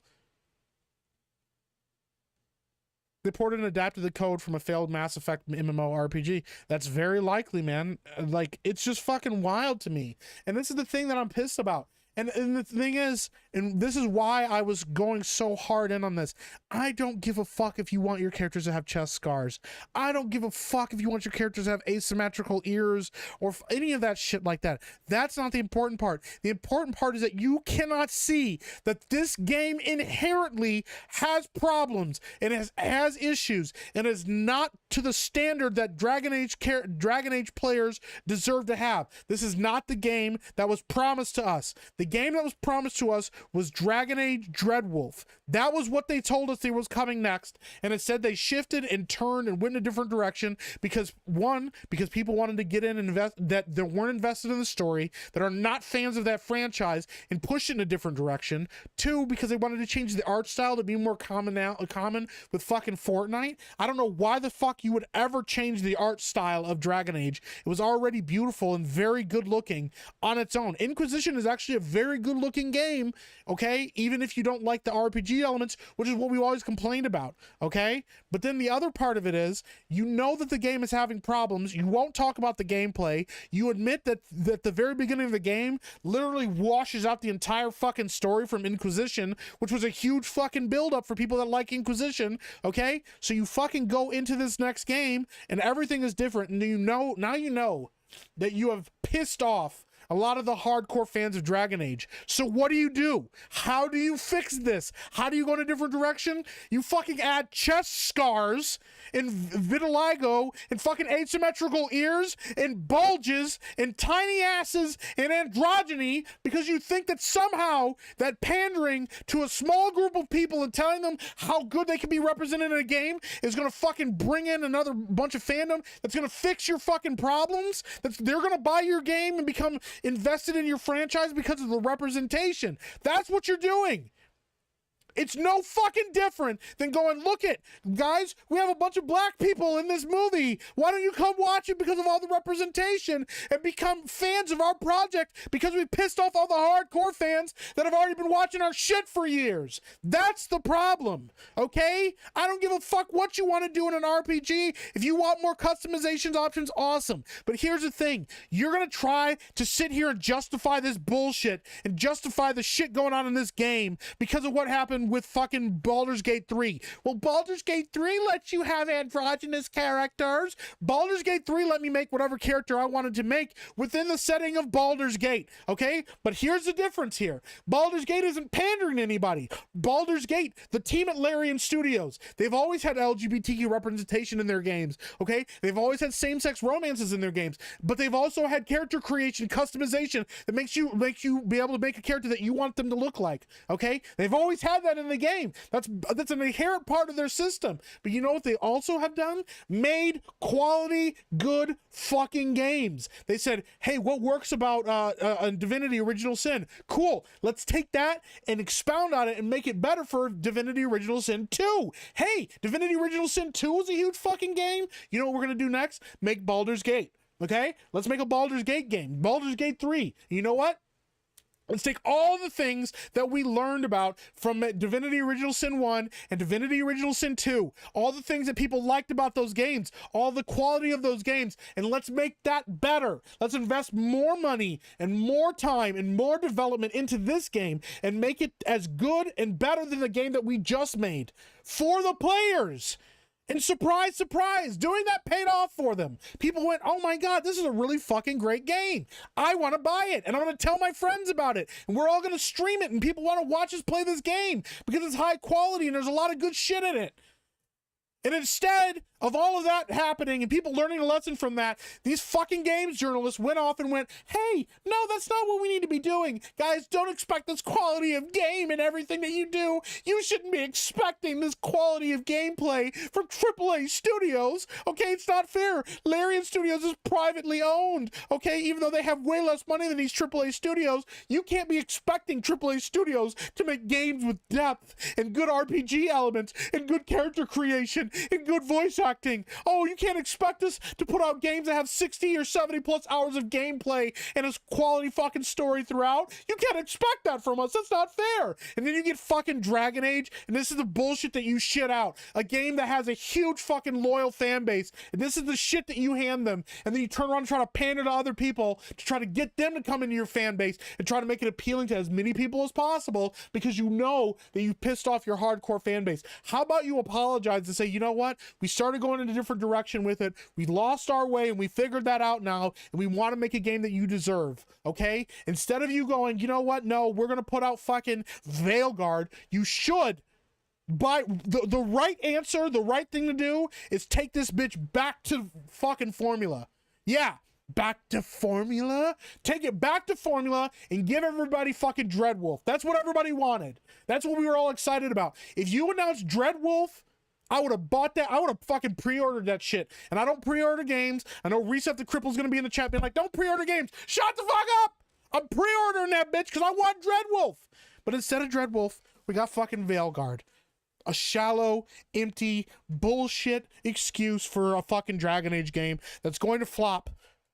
They can lie all day long about it. It's gonna fucking flop. And you know what else is gonna fucking flop, unfortunately? Mass Effect 4. Mass Effect 4 is gonna be the same bullshit that we're getting with Dragon Age. It's gonna be a shell of a Mass Effect game. It's gonna pander to as big of a broad audience as they possibly can. It's probably gonna have another shitty multiplayer element to it, and it's not gonna be anything that anybody wanted because these game developers aren't fucking learning anything, okay? But you know what? They will learn, but they won't learn in the correct way. What'll happen is Dragon Age will not do well, and you know what they will say? We're gonna put the Dragon Age franchise on ice because you know what, guys? It's just not selling as well. I think audiences are just not, they don't want RPGs anymore. You know, audiences don't want these kind of things anymore. Now, we're going to ignore everything that we should have learned from Baldur's Gate 3 about what they were doing correctly. No, we're not doing that anymore, okay? That's not what people want. What people want are more shitty, shallow action-based action combat games, and that's what they want to play. Next time we make a Dragon Age game, we're probably going to make it a Soulsborne game, okay? It's going to be a shitty, broken mess of a Soulsborne's game, but we're going to try to pander to that audience next. Instead of going, you know what? Let's make a good fucking RPG with the same lore and setting and writing that fucking Dragon Age Origins had, that fucking Dragon Age Inquisition had, okay? It's bullshit. Okay, I've been sitting on this bitch for a month, for weeks now. Okay, all I fucking wanted was Dreadwolf. That's all you had to give me, and I would have been happy. You could have even made Dreadwolf, and it'd been 40 hours of gameplay, and I would have been happy, as long as it was fucking a quality Dragon Age game. But you didn't do that. Instead, you fucking gave us Veilguard, and I think it's completely right that you gave us a game that is Dragon Age in name only. Okay, because Veilguard isn't what the fans wanted or what they asked for. It has nothing to do with the story that we desperately wanted.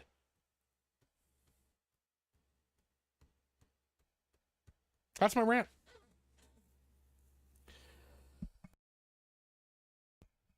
I coughed a lot in between there. Ray Glendenning for one globular British pound. I don't know what the G stands for anymore. Global British pound? Is that global? I don't know. Thank you very much, Glendenning. Appreciate you, bro. I'm blaming Obama for this. I would blame somebody for this. Zencat said I had to resubscribe for a second time. I don't know why. I don't know why either, Zencat. But thank you for the subscription. I appreciate you. Has Mike breathed in the last 5 minutes? I'm getting concerned. No, I wasn't breathing. What was actually happening is as I was yelling, my sinuses were filling up, and I couldn't fucking breathe out of my nose. And so the spit was just flying out of my mouth at that point. Yeah, it was rough. We were in it for a little while. Seth's Vibrator says breathe. Yeah, I should have breathed, but I didn't. Whew. We survived. Zencat for 199 says I agree with Mike. Thank you so much, Zencat. Why was Dragon's Dogma any good? I like the first Dragon's Dogma a lot, but it's a very weird game. It's not a Souls game. How to describe it? Like it's not a Souls game, but it has Souls-like elements to it. It's an exploration RPG. It's not quite a survival game because it doesn't have survival elements, or it doesn't have like a survival mechanic, but it has survival elements. Like you can't just walk around and magically heal yourself all the time. Eventually you need to go to campsite and rest. But it's not a Souls-like in that everything resets over time, but the combat is exceptionally difficult. But the beautiful thing about like Dragon's Dogma is that fighting enemies and the way you combat enemies and stuff like that, big enemies have mechanics built around them because you can crawl up enemies' backs and stuff. I don't know how to like describe it. It's like a mix of like, it would be a mix of like, because even though it's an open world, it's also kind of a linear open world. Monster Hunter Lite is a good way to do it. Great British pound. Thank you, Ray Glendenning, for the 2 great British pounds. I appreciate you. It's a JRPG, but it's like Monster Hunter with like a little like peppering, like a light like dusting of like Soulsborne in it as well. It's something like that. I like Dragon's Dogma 1 a lot.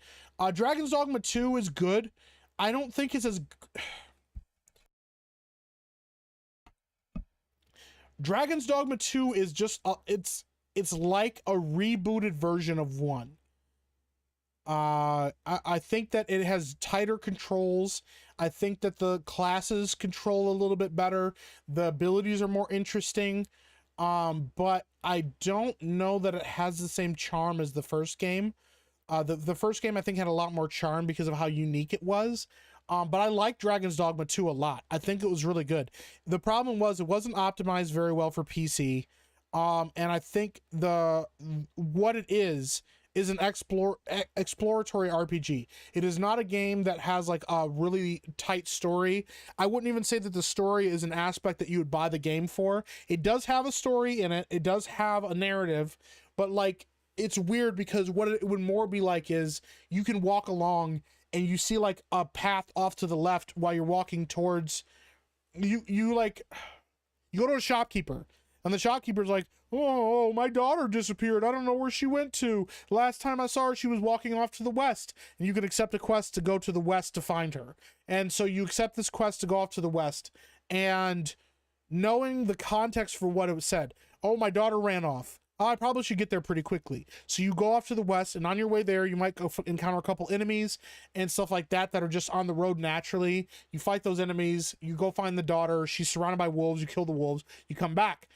Or you walk down the road and you fight those enemies, and then you notice like off to the left there's a chest, and you go after that chest, and that chest leads to a cave, and you go into the cave, and there's some monster in this cave, and you fight in this cave, and when you come back out of the cave, you go back to the west, and you find the daughter, and she's been devoured by wolves, and you go, oh fuck. That's the kind of game that Dragon's Dogma is. There's also quests in it that somebody's like, hey, if you want to go to do this next thing or find out this thing, you need to go talk to this guy. And here's this letter for this guy. If you run into him, you go, who the fuck is this guy? They just go, last time I knew he was in this town. So you go to this fucking town, you have to bother everybody in the fucking town until you find the guy. And then you give them the fucking letter and that completes a quest or whatever. There's a lot of that kind of stuff in it, but it's about exploration and it encourages exploration. That's what it wants you to do. And that's why some of the abilities in the game are built around exploration. It's like, okay, cool. This character can float in the air, or this character can temporarily levitate and fly in the air. And that helps you with a lot of exploration. This character can do double flips. This character has this ability. This character has that ability. And they can all aid in exploration of the world and stuff. That's kind of what it's like.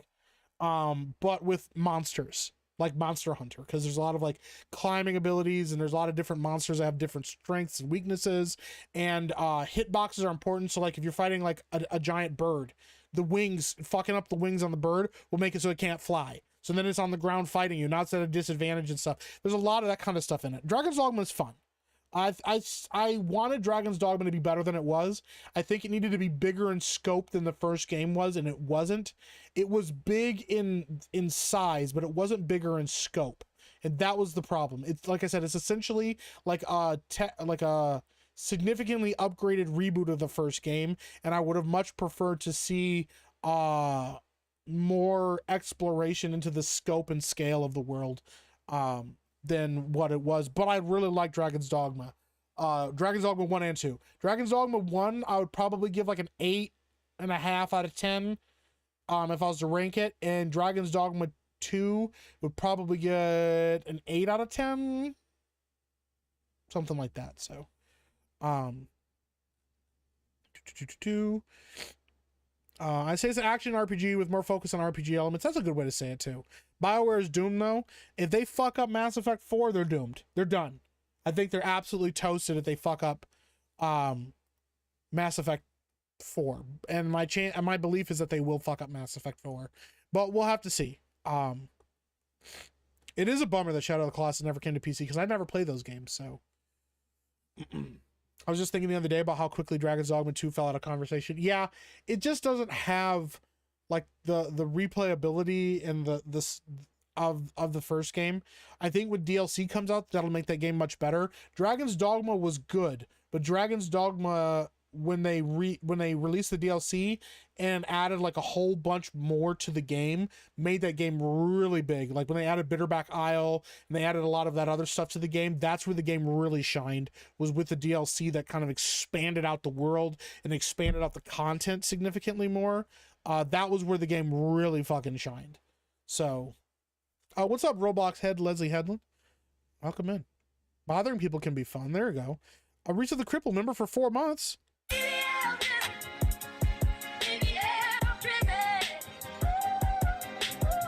Says, Dragon Age is my favorite RPG, but I hate everything about Veil god awful. Hot take, story-wise, 2 is better than Dragon Age Inquisition. Dragon Age Inquisition has better combat. Don't pre-order games. I agree. I have not played 2. What I've told is that the gameplay in 2 is shit, but the story is really good. And then Dragon Age Inquisition has good combat, but doesn't have as good of a story. And that is what I've heard, and that's kind of bummer to me.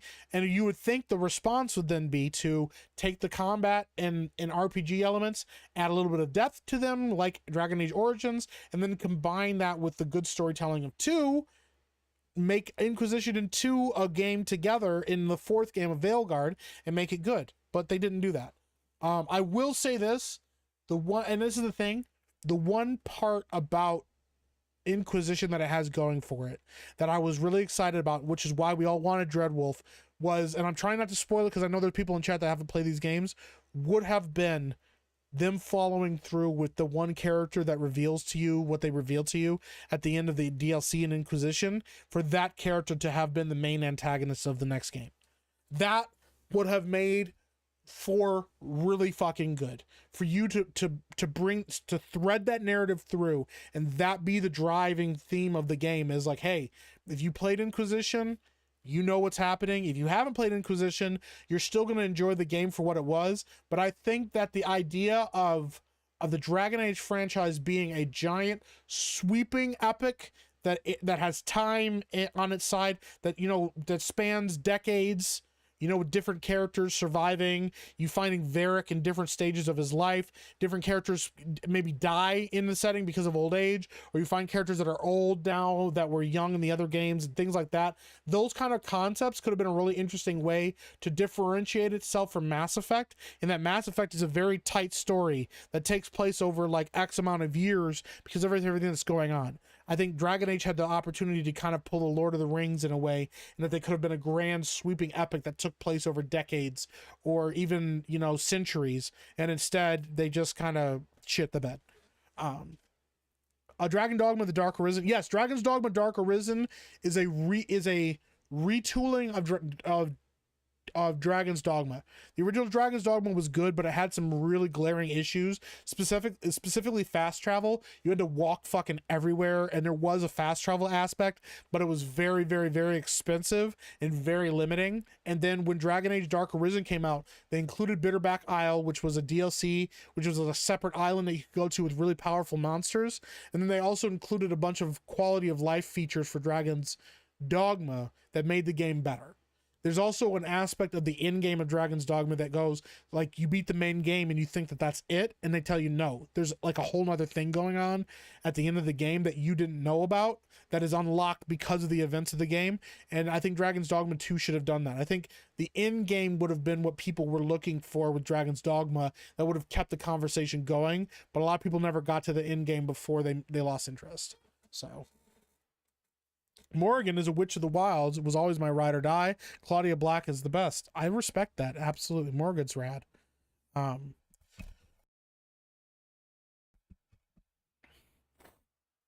see, I did love how I was a huge 40K talk indeed. Plus, I did love Dragon Age, but now, hell no, indeed. Yeah. It's frustrating, man. It's really frustrating. Morgan, Witch of the... Yeah, you said that. I dig it. We're big Farscape fans in the Rough Night household. Hey, we respect that as well. I know you guys. I need to watch it at some point. So, all right. To cool down a little bit, because obviously I got pretty fucking heated there. I did want to talk about, we got a trailer for a new movie coming out called Sinners, which is Ryan Coogler and Michael B. Jordan. I think every single movie Ryan Coogler has done now has had Michael B. Jordan in it, except for well, I mean, he was in it as cameo, but he stars in almost every Ryan Coogler film, except for Black Panther 2, which was fucking god awful. I'm pretty sure he directed Black Panther 2. It didn't feel like he directed Black Panther 2. It felt like he was like on, like, it feels like he was on fucking sleepers when he wrote that. But I think he did do Black Panther 2. I think Ryan Coogler, hot take, I think Ryan Coogler he's not in the upper echelon of best actors, but he's only 8 years old. He's very young, but I think he's got a lot of fucking talent. He's done Fruitvale Station, Creed, Black Panther 2, and then now Sinners. I think Black Panther 2 is easily his worst fucking film, and it feels like it was written by fucking AI, and they just said, hey man, just fucking direct the movie, because it didn't feel like any of his other films. I think that Ryan Coogler as a director has the potential to be one of the best directors of all time. You know, at least in the top, like, in the conversation of like top 20. I think he's a very talented actor. Director. I think him picking Michael B. Jordan. I think Michael B. Jordan is criminally underrated. If he gets the right vehicles, he's a very, very, very good actor. I know a lot of people didn't like Creed. I think Creed 1 and 2 are fucking phenomenal. I think Creed 3 is really good too. It just feels rushed. But I think Creed 3 is really good too. But without Rocky, it's not as good as the first two. Especially Creed 1. Creed 1 is fucking fire. But also Ryan Coogler only directed Creed 1. Creed 1 is fucking based as fuck. I think it's one of the best in the Rocky franchise. So I'm kind of interested to see what this movie's about. I haven't watched a trailer for it yet. But we're gonna check it out and see. Ryan Coogler, Michael B. Jordan, Sinners. I think it's a vampire film. So let's check this out. Okay, this looks like it's set during like the 20s.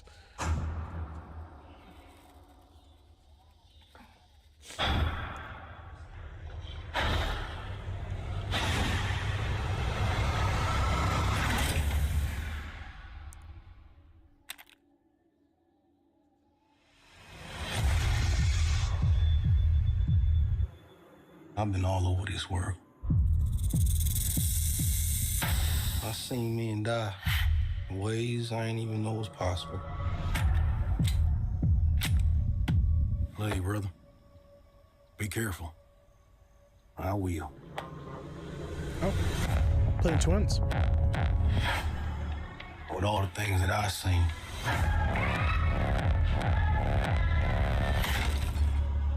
I ain't ever seen no demons,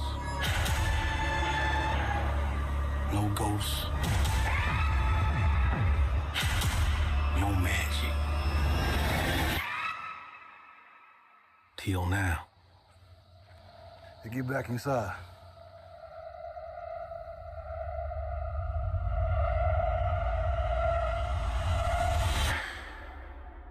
Let me in, man. There's some weird shit going on out here. You keep dancing with the devil.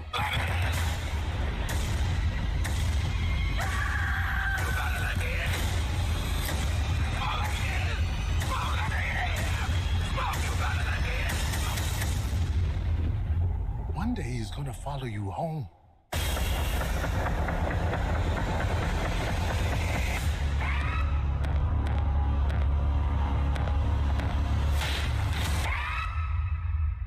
Interesting.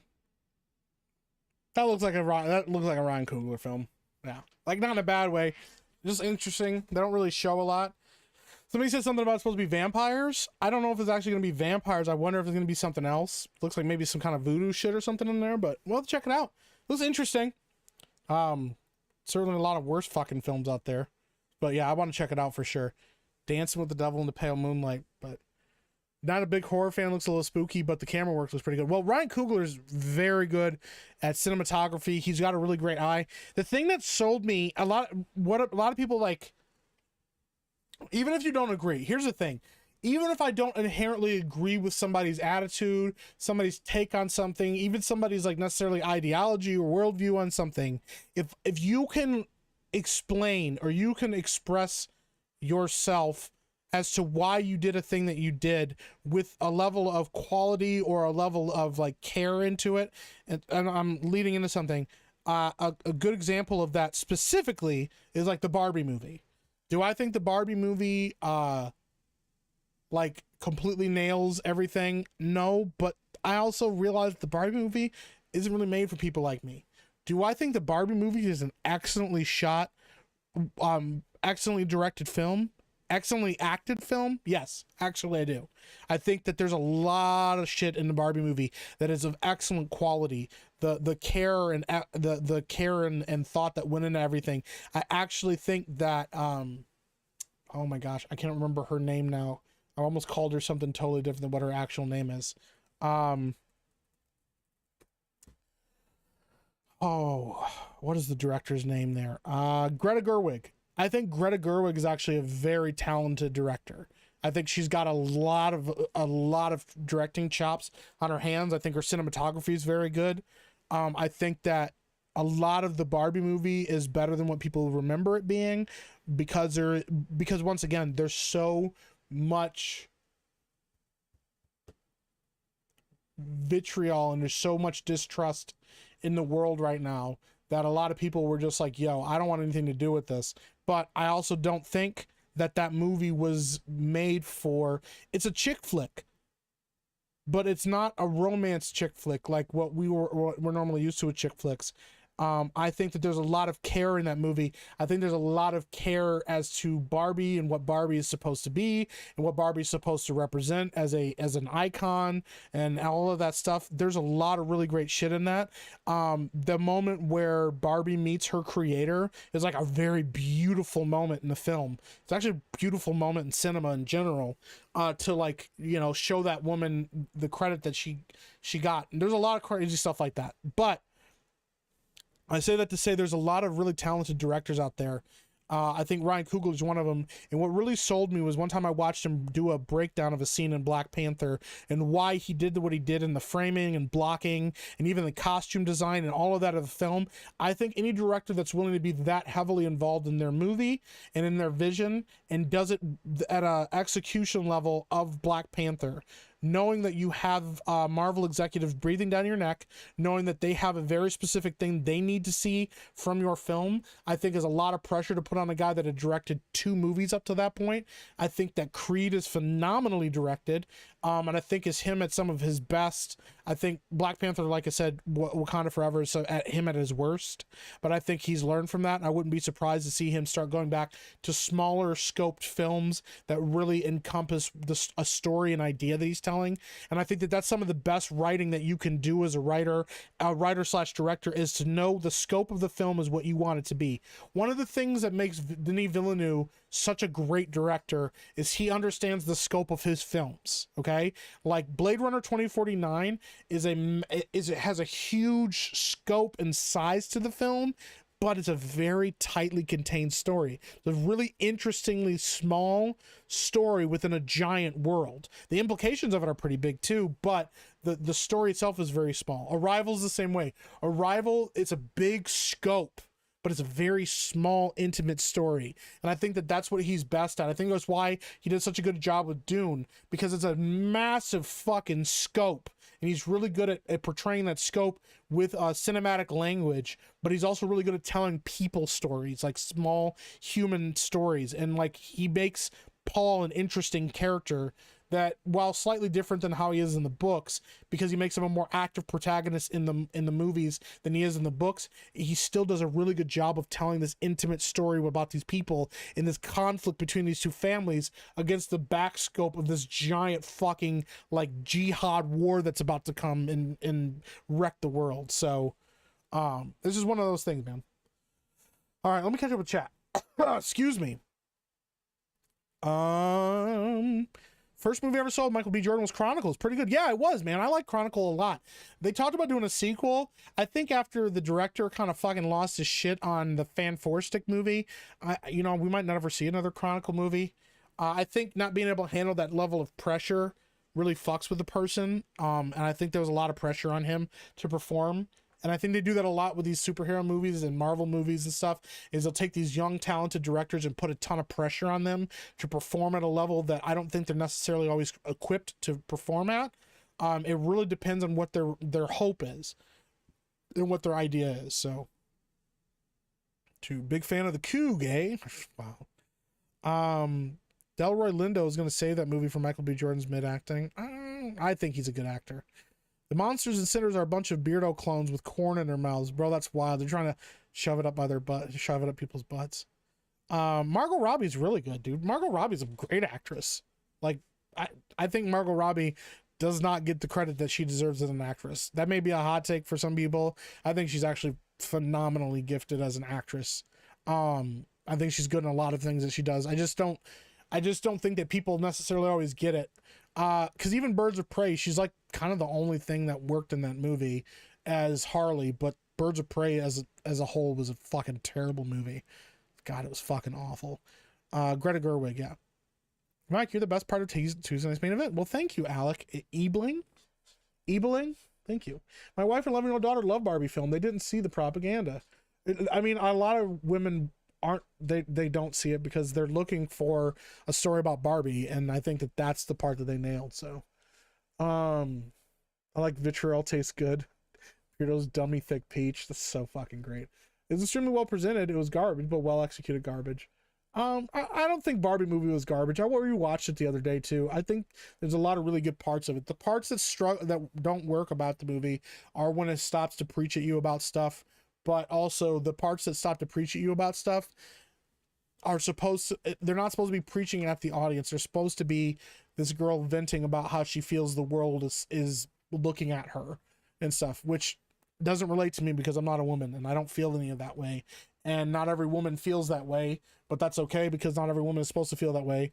But at the end of the day, it's supposed to be about Barbie, and it is about Barbie, and it does criticize the world that the Barbies live in, and it criticizes the world that we live in as well. It's kind of it's weird. It's a fucking weird mix of shit.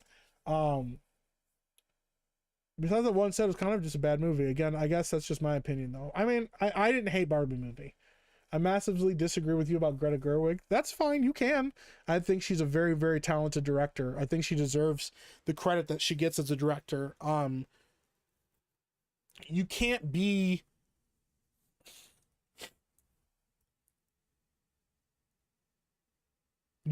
handhold somebody through something like the Barbie movie and it look as good as it does or turn out as well as it did.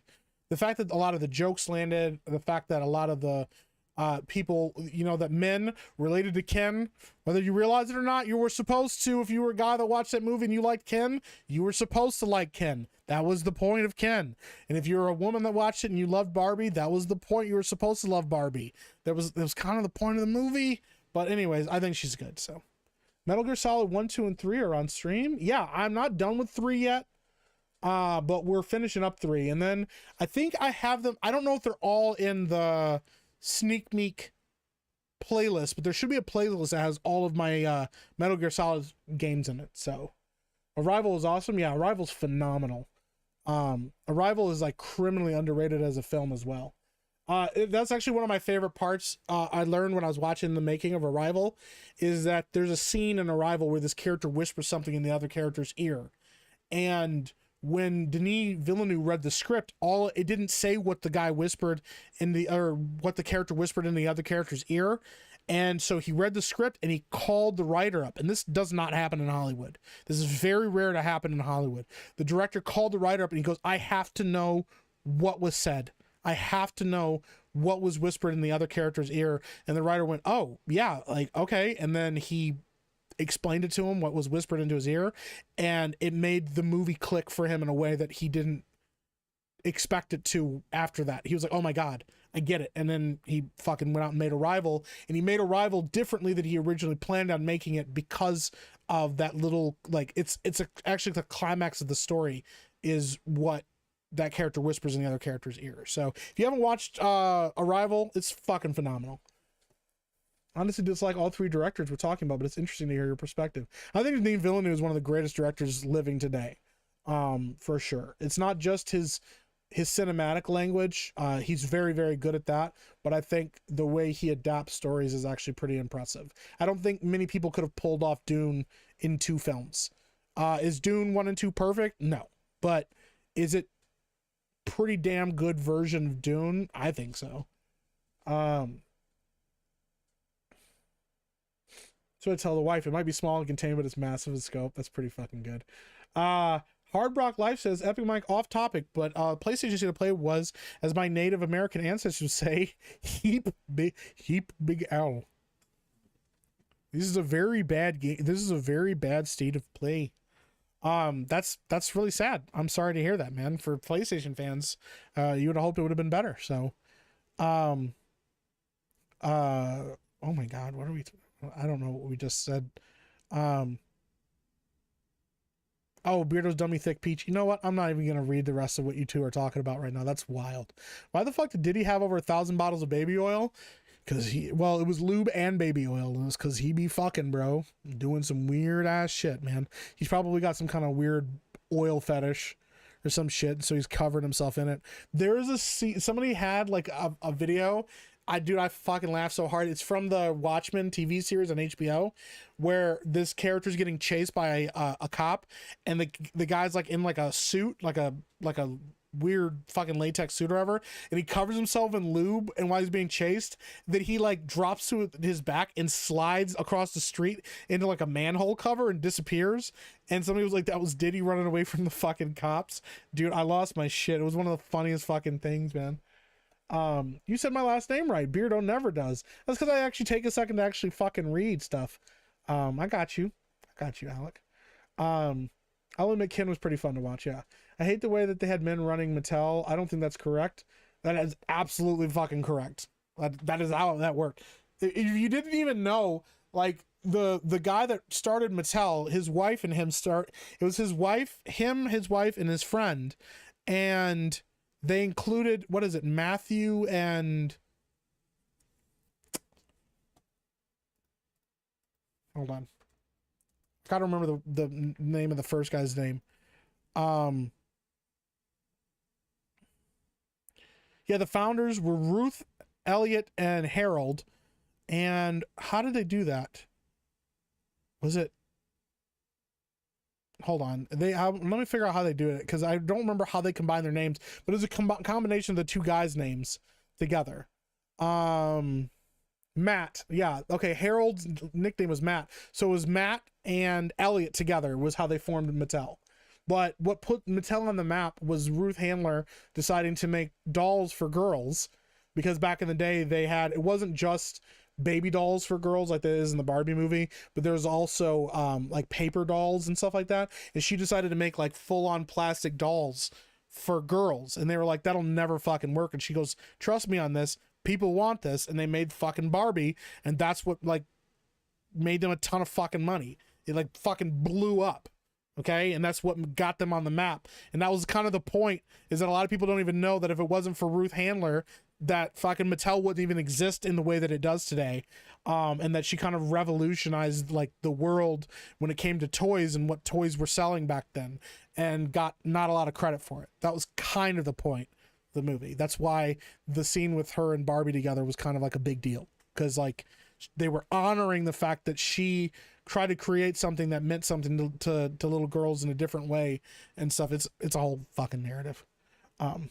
Rough says, I agree with Mike. Well, thanks, man. Bro, the videos and audio in Doom 1 and 2 are phenomenal. Oh, Dune 1 and 2? Yeah, dude. Oh my God, Dune 2, the sequence, like all of it in general, but dude, everybody that shit on Timothée Chalamet in Dune 1, dude, in Dune 2, when he fucking walks in and declares himself Lisan al-Gaib, like, yeah. He's talking to me, I am pointing the way. And they're like, yo, we're about to fucking kill this motherfucker. He's talking crazy.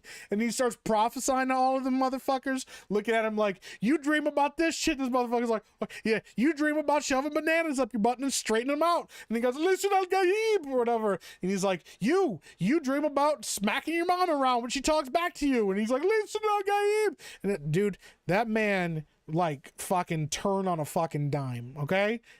I don't know, man. Fucking Dune 2 is fucking phenomenal. And I fucking loved the religious allegories in that fucking movie. And he's just like, you know what?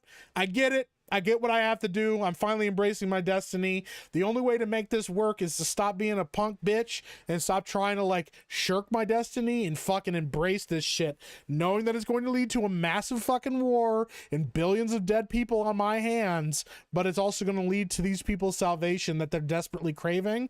Fucking rad. Villeneuve just comes off as pretentious to me. I like him. If you listen to some of his interviews, I don't think he's pretentious. I think he's a nice guy. This is a cool stream. Thank you, Epic Mike. Well, I appreciate that loss. Thank you. Here's the thing, guys.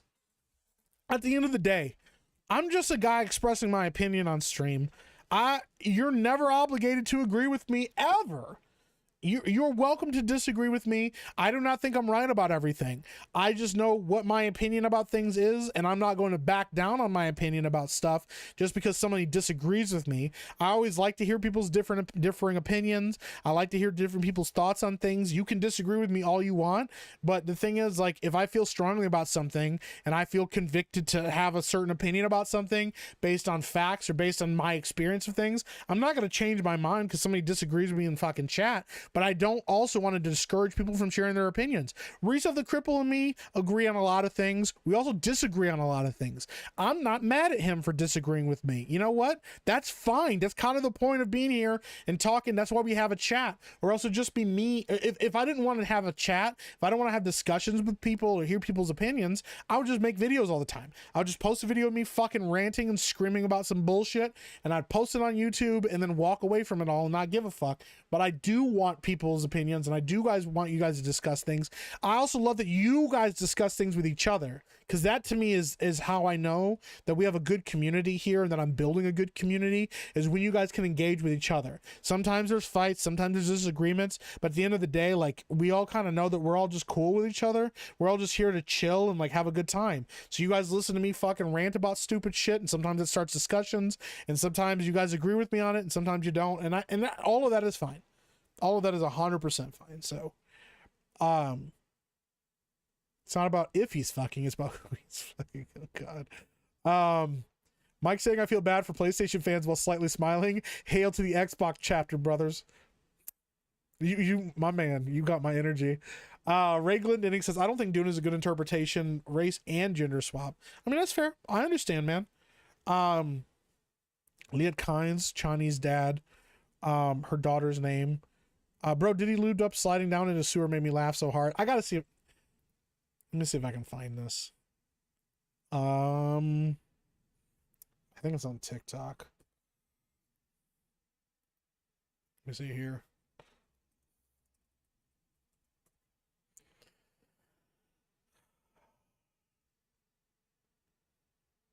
Is this it?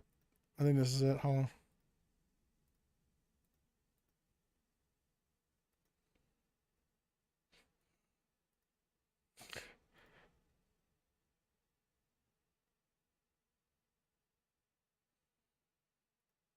I can't play the music to this. I'm just gonna show the fucking video itself. This shit made me laugh so fucking hard, dude. All right, let's pull up. So I can't fucking like play the music because it's playing Diddy's music, and he can still get me. Right here.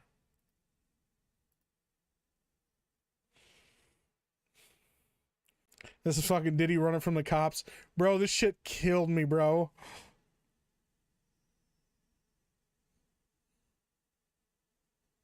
That shit's fucking, bro. That shit's wild, bro.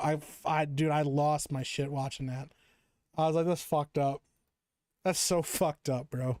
I grew up around when Bratz dolls were out. Oh damn, dude, Bratz dolls are something else. The problem with the Barbie movie is it was built upon a out of touch understanding reality. The storytelling was sincere, it just felt off. I gotcha. We had to watch them in theater because holy shit, the audio was wild. Yeah, dude, the Dune movies in fucking theaters, like, oh my god, dude. The fucking bass and shit like that. Hans Zimmer went hard in the fucking paint. Watch The King. That convinced me that Tim has the gravitas. Dude, yes, The fucking King on Netflix. You haven't watched The King with Timothée Chalamet? Fucking rad shit, man. Yeah, I fucking love that movie. That was so fucking good. Atomic Patriot says Mike is gay. Hey, listen, man. We got to get there somehow. Horror Host says I disagree, and that's okay. Rough Night says, I knew it was working when it was dead silent in the theater. And all I could hear was the shifting sand and the pulse of the thumpers. Yeah. I read the Dune books, only the Frank Herbert ones when I was 19, over 30 years ago. Damn, dude. That's rad. Valkyria Winter says, I'd rather the miniseries of Dune. Those 3 movies were much better than the new Dune. I know a lot of people like the miniseries. I think Dune is served better as a miniseries. I do agree with you. I think that's what is the best way to tell that story, but I also don't think you'll ever get the budget that you need to tell that story at the scope that it should be told, unfortunately. Although it would have been rad for like HBO to have done like an actual Dune movie or a Dune TV series, like full on Dune from beginning to end and telling the whole story and stuff like that. But yeah, how dare you have a different opinion? You will hold the exact same opinion. Can't do that. Miss Ruffin says, I'm back and I agree with Mike. Lost Brace fan says non-echo chamber. Yeah, we try not to have those around here.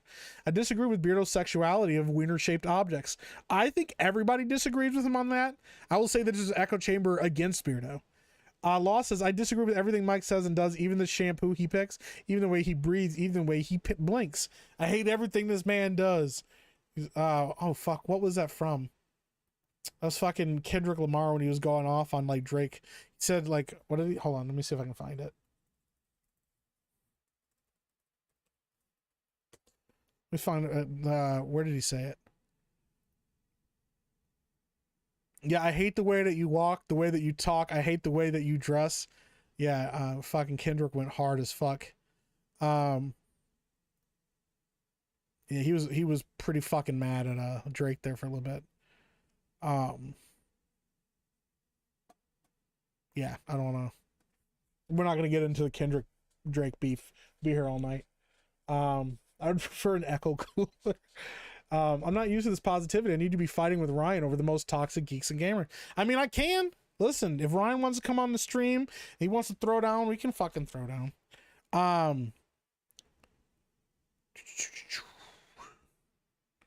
I just couldn't get into the new Dune. The fighting was great, yes, but all of the rest was more mad for me. That's fair. I love I love the setting. I love the sound design. I love the set design. I fucking love Dune, man. I thought it was so fucking good. The miniseries, I found they work better for me. That's fair. That was on Sci-Fi, if I remember correctly. And then they also adapt Children of Dune as well. Yeah. Diddy can get you into his freakouts. I've never ever been around Diddy ever in my life, bro. I love these chats. The IT that is voicing the woman in the Ghosts of Yoti already making me lose any hope that the game is going to be good. Really? That sucks, man. Meek, I don't want an echo chamber. No, I don't. Hey, Mike, do you still need help with audio when it comes to game? Or you mean time? Probably. What's up, Don Gaming? How you doing? Well, I don't know what I'm doing, Don. I'm just making this shit up as I go, you know? What caused Beardo to be the way that he is? What trauma caused him to be like that? That's a good question. I don't know, man. I appreciate your perspective, though, dude. It's what makes these streams so great. Well, thank you, Turd Ferguson. I appreciate that. Sound a bit like Kendrick was quoting 10 things I hate about you. Yeah. Don Game says he might. Do you still need help setting up your audio for games streaming with Geeks and Gamers Crew? Yeah, I might possibly need that. So I went on a stream today and I realized that maybe what I've been worried about the whole time isn't a thing. So I might test it out and see next week, because I might just been a fucking idiot, and this whole time I've been assuming that what I was doing was incorrect, and I've actually been doing it the right way because of what you helped me with. So I'm not fucking sure anymore. I'm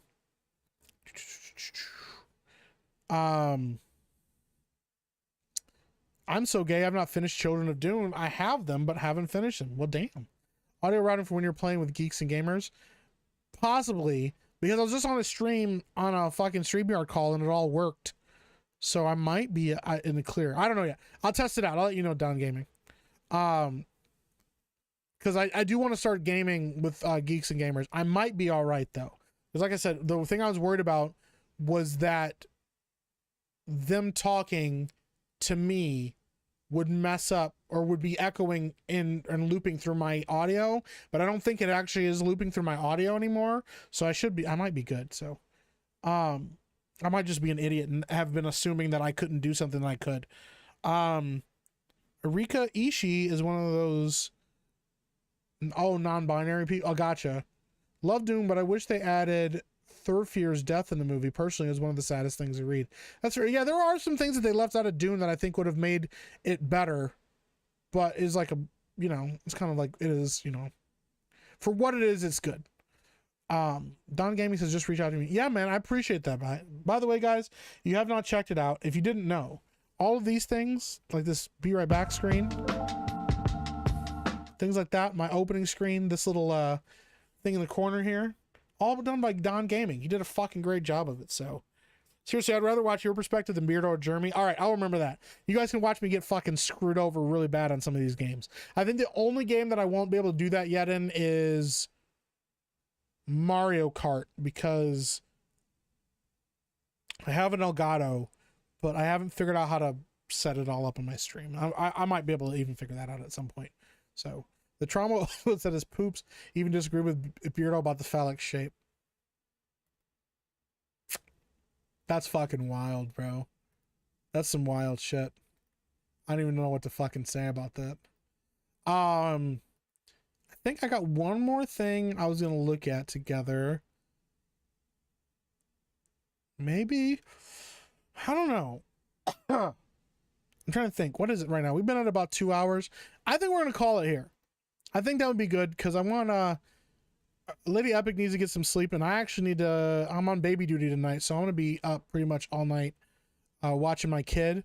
So I think that might be where we go. I think we might just call it here. But yeah, this has been a fucking good stream. I really appreciate you guys. It's been fun. Who is gayer now, Ben or Beardo? I think they're equally gay because they're a couple. They're a gay couple. I'll just fucking say it. Oh, fuck. Never, hold on.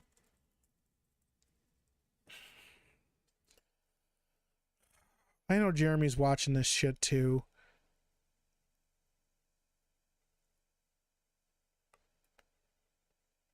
Fucking shit. Hold on, wait a minute. I know I said I was gonna be gone, but there's this shit right now. Fucking Geeks and Nerds for Harris. And so fuck. Oh fuck. What are they doing?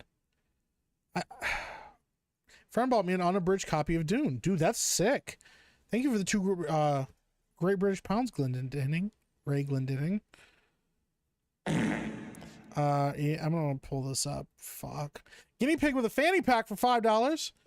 Says, hey Meek, I live in Michigan. Is there anywhere I should go in November? Grand Rapids, perhaps? I doubt there'll be much to do though. P.S. Go on BS. What's BS? Well, guinea pig with a fanny pack. If you're trying to get me to talk about the Grand Rapids Comic-Con, I'm not shilling for it because I don't have any ability to shill for it. But yeah, there is a Comic-Con going on in Grand Rapids in November. I think it's at the end of November or close to the end of November. And Drinker will be there, and I think Nerdrotic might be hanging around in that area. I don't think he has a panel, but I think he'll be chilling with Drinker, and that's pretty close to where I live, so I'll definitely be going there. And maybe I can convince a couple other people to show up and hang out. So I'll be probably walking around at Grand Rapids Comic-Con. You can come up to me, say hi, get to know me. If you, I'll try to keep a pin on me or something. If you have something you want me to sign.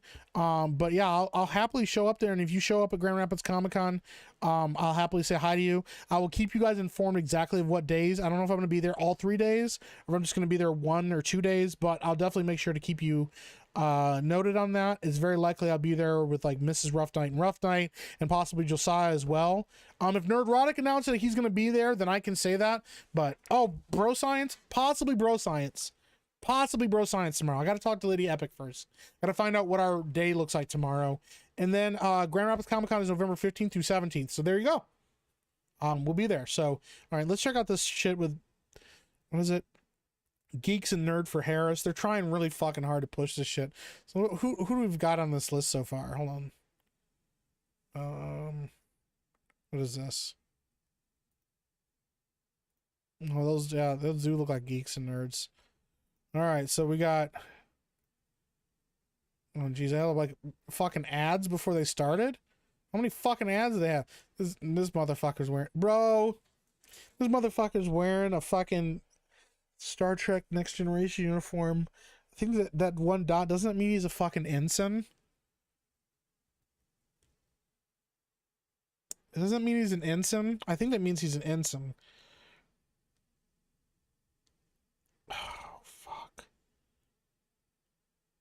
Hold on. Let me look this up. I don't remember what the ranks are off the top of my head.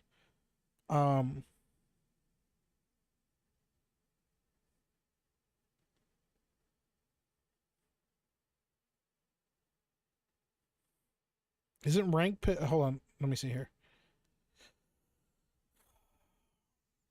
Yeah, I think 1 pip means you're a fucking ensign, dude. Yeah. He's a fucking ensign.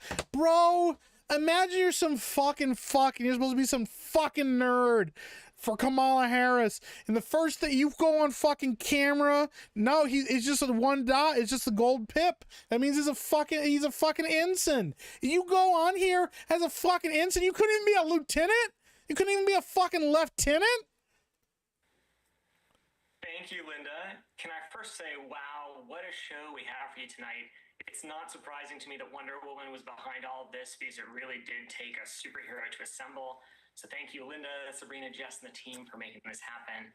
And to our audience, thank you all tonight for showing up. This does not work without all of us here. Tonight is a night to show off the power of geeks and nerds and how loud our voice can be when we rally around something. We all know how critical this election is. There are lots of ways. He doesn't want to steal made up valor. And the thing is, too, if he's wearing a red shirt, that means he's like a fucking like base level ensign. If he's been wearing like yellow gold, the gold means he's at least in like the tech portion. Oh, is it over? Did I finally finish it? Absolutely. I just want to say this is the most loving competition I've ever been in. And I want to give a special thanks to Linda Carter, who has the kindest soul. It was such a pleasure doing this. It was an honor of a life. There are so many, there's so many things within this ERA that so many people are. Event with my beloved Linda Carter, who was a hero of mine growing up and became a dear, very close friend of mine in the course of making our wonderful movies together. I think that my favorite thing about getting to do Wonder Woman at all is that the reason that Linda had inspired me growing up is because of what she stood for and what I learned through her. I believe in Wonder Woman. I believe in what she's, representing about being a better. I'm just like clicking through who they all got for like nerd shit. I thought that was Bill Cosby. I was like, oh no, not Cosby. It wasn't Bill Cosby though. I'm just like clicking through who they got. Oh, they got the cast of The Boys. Look at that. The cast of The Boys supporting Kamala. They have no idea that it's they're in a fucking show that's the exact opposite of this shit. I know that they think that they literally had a whole show where the fucking like foreign chick was also just as fucking evil.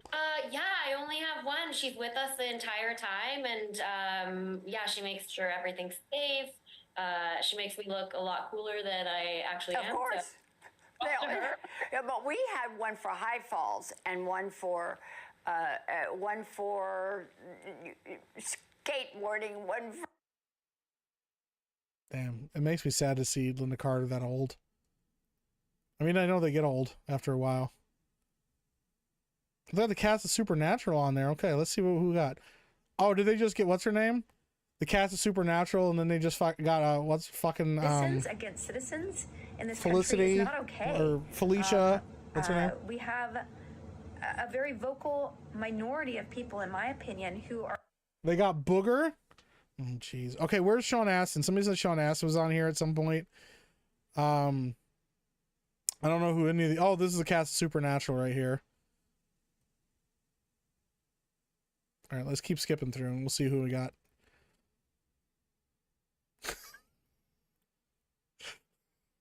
If he didn't open up the, hold on, I just got to make sure. Let's see if George Takai opened it up. Felicia Day, thank you. I got to see if he opened up with oh my. We deeply appreciate you, and we have to do everything we can to step up. We only have 43 days left until the election. Trump and his cronies are going to spend billions of dollars burying our positive message. So please do whatever you can, and we're throwing it to the next segment. Thank you so much, guys. What are you talking, bitch? You spent billions of dollars. Obama spent over $1 billion on his campaign. You gonna tell me that she ain't spending? Oh, Lord. Hello, everyone. I'm honored to join Linda Carter and so many friends on the Geeks and Nerds for Harris Wallace call. Star Trek fans. I'm pretty sure this is the thing that they used in It Chapter 2 to try to trap it inside of it. So there's probably some kind of weird like creature living inside of there. Also, I like how he put this right here in his bonsai and he just put this right here in the back. This looks like somebody sent him this right before the stream. And they're like, just put that up in the background because you're part of fucking Star Trek. They're like, you gotta be, he's like, oh, fine, god damn it. It doesn't fit the decor, but I'll fucking put it up anyways. Oh my. And all of our collective fandoms are a passionate bunch. Indeed, if not for our fans, he's reading off a fucking teleprompter. Star Trek might have been canceled after just 2 seasons. A Save Star Trek campaign flooded NBC with thousands of letters and phone calls. They also don't mention that what's his name? Gene Roddenberry was behind all of that because he knew that it would piss off the execs enough that they'd give him money. Who the fuck is this? Hundreds of votes, thousands of votes. Who is this? Or as we estimated in 2020, over 100,000 votes. They're all reading off of teleprompters. Like they're all fucking reading off of, yeah, just give me my check already. Oh, did they have a Trump impersonator? Oh, never mind. They had people reacting to Trump. All right. Who are these fucking people? Oh, jeez. But so we gotta choose joy and not hate. If we made that choice together, it'd be great. Let's stand up and get the will out to control our fate. Gotta choose joy and not hate. Gotta choose joy and not hate. I feel like that made them lose money. I feel like they started like noticing the like the fucking rocket. Is the rocket where's the rocket go? It's going towards Earth? Is this like supposed to be like a thing like whatever your like mothership they're in is like shooting a rocket towards Earth? The fuck is this cancer? I don't know, man. The man now owes me money. Make this stop, Mike. Listen, we gotta watch some of this. All right? Needing this kind of support. Who are these people? I think I want to hate after that. Oh, fuck, bro. I'm just trying to figure out who half these people are.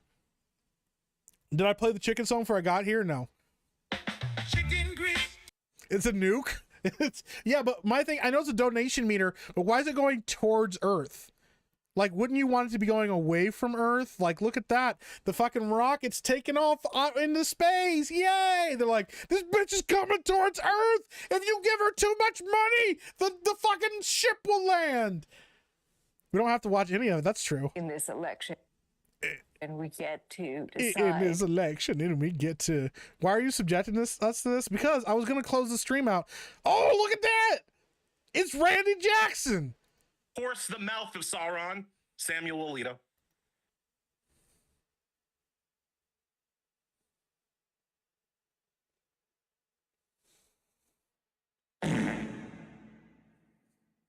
Oh, there he is. There's Sean Astin.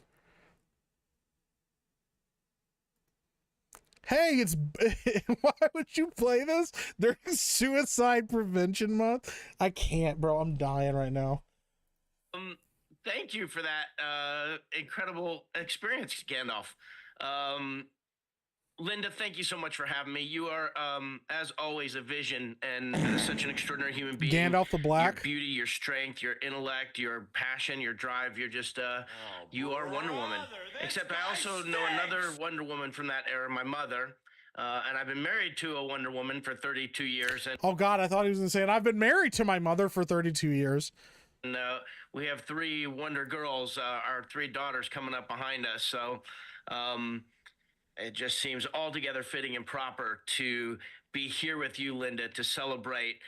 He's reading off of a fucking script. Why do you need notes to say this about somebody? And fight for the first. Yeah. Share the load, my ass. Oh, fuck. Who the fuck is this? Bro, there's so many random fucking people on here. I just want to find, like, faces I recognize. Who are these fucking people? You know, door knocking, talking to voters on the phone is what campaigns tell us they need the most. And the data that we generate when we do that is also really essential to. Imagine that. You're like chilling and somebody comes knocking up on your door. In 2024, remember, someone comes knocking on your door. Hey, and I'm like, hey, what's up? What do you need? And they're like, who are you voting for? And I'm like, if you don't get the fuck off my property, you won't be voting either. If you don't get the fuck off my property, neither of you will be voting, or neither of us will be voting.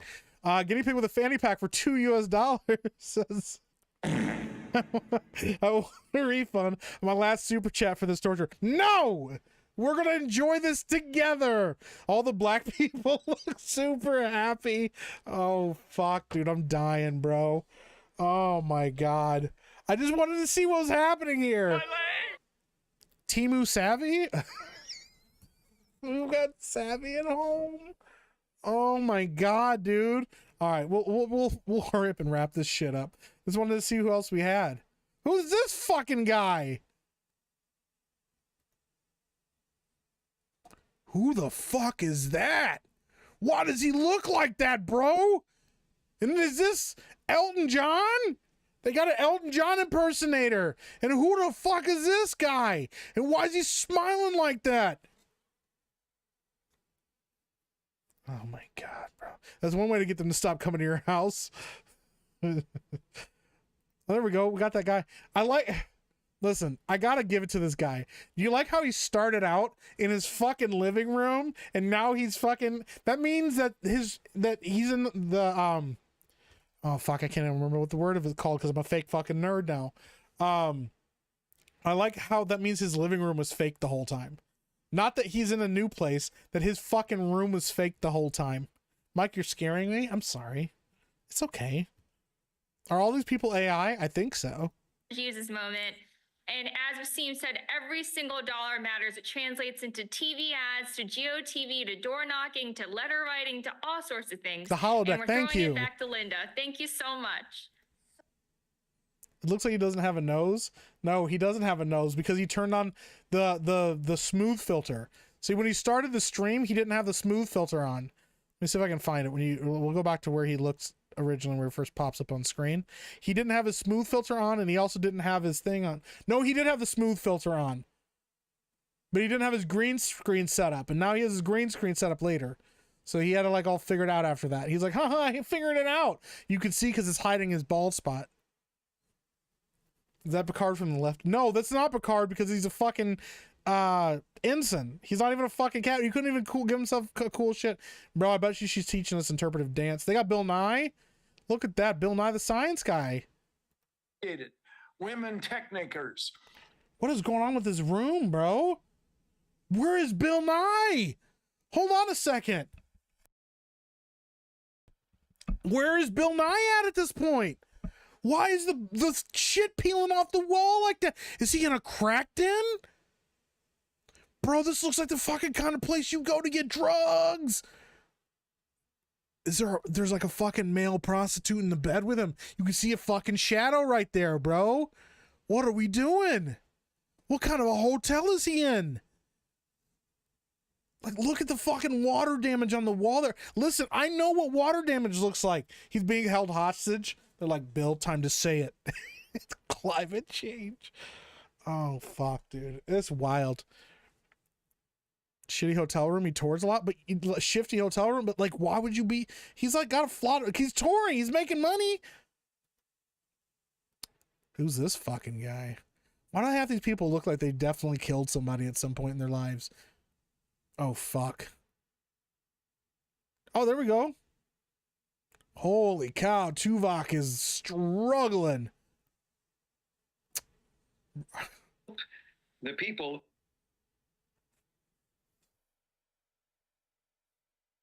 who do the work for this country, you know, again.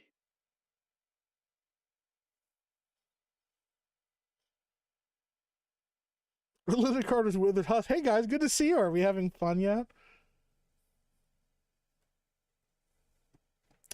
I would apologize, but I'm not gonna fucking apologize. I had to sit through that. You had to sit through it. We all had to sit through it together. You effed around and found out now? Yeah, I did. Yeah, I fucking did, man.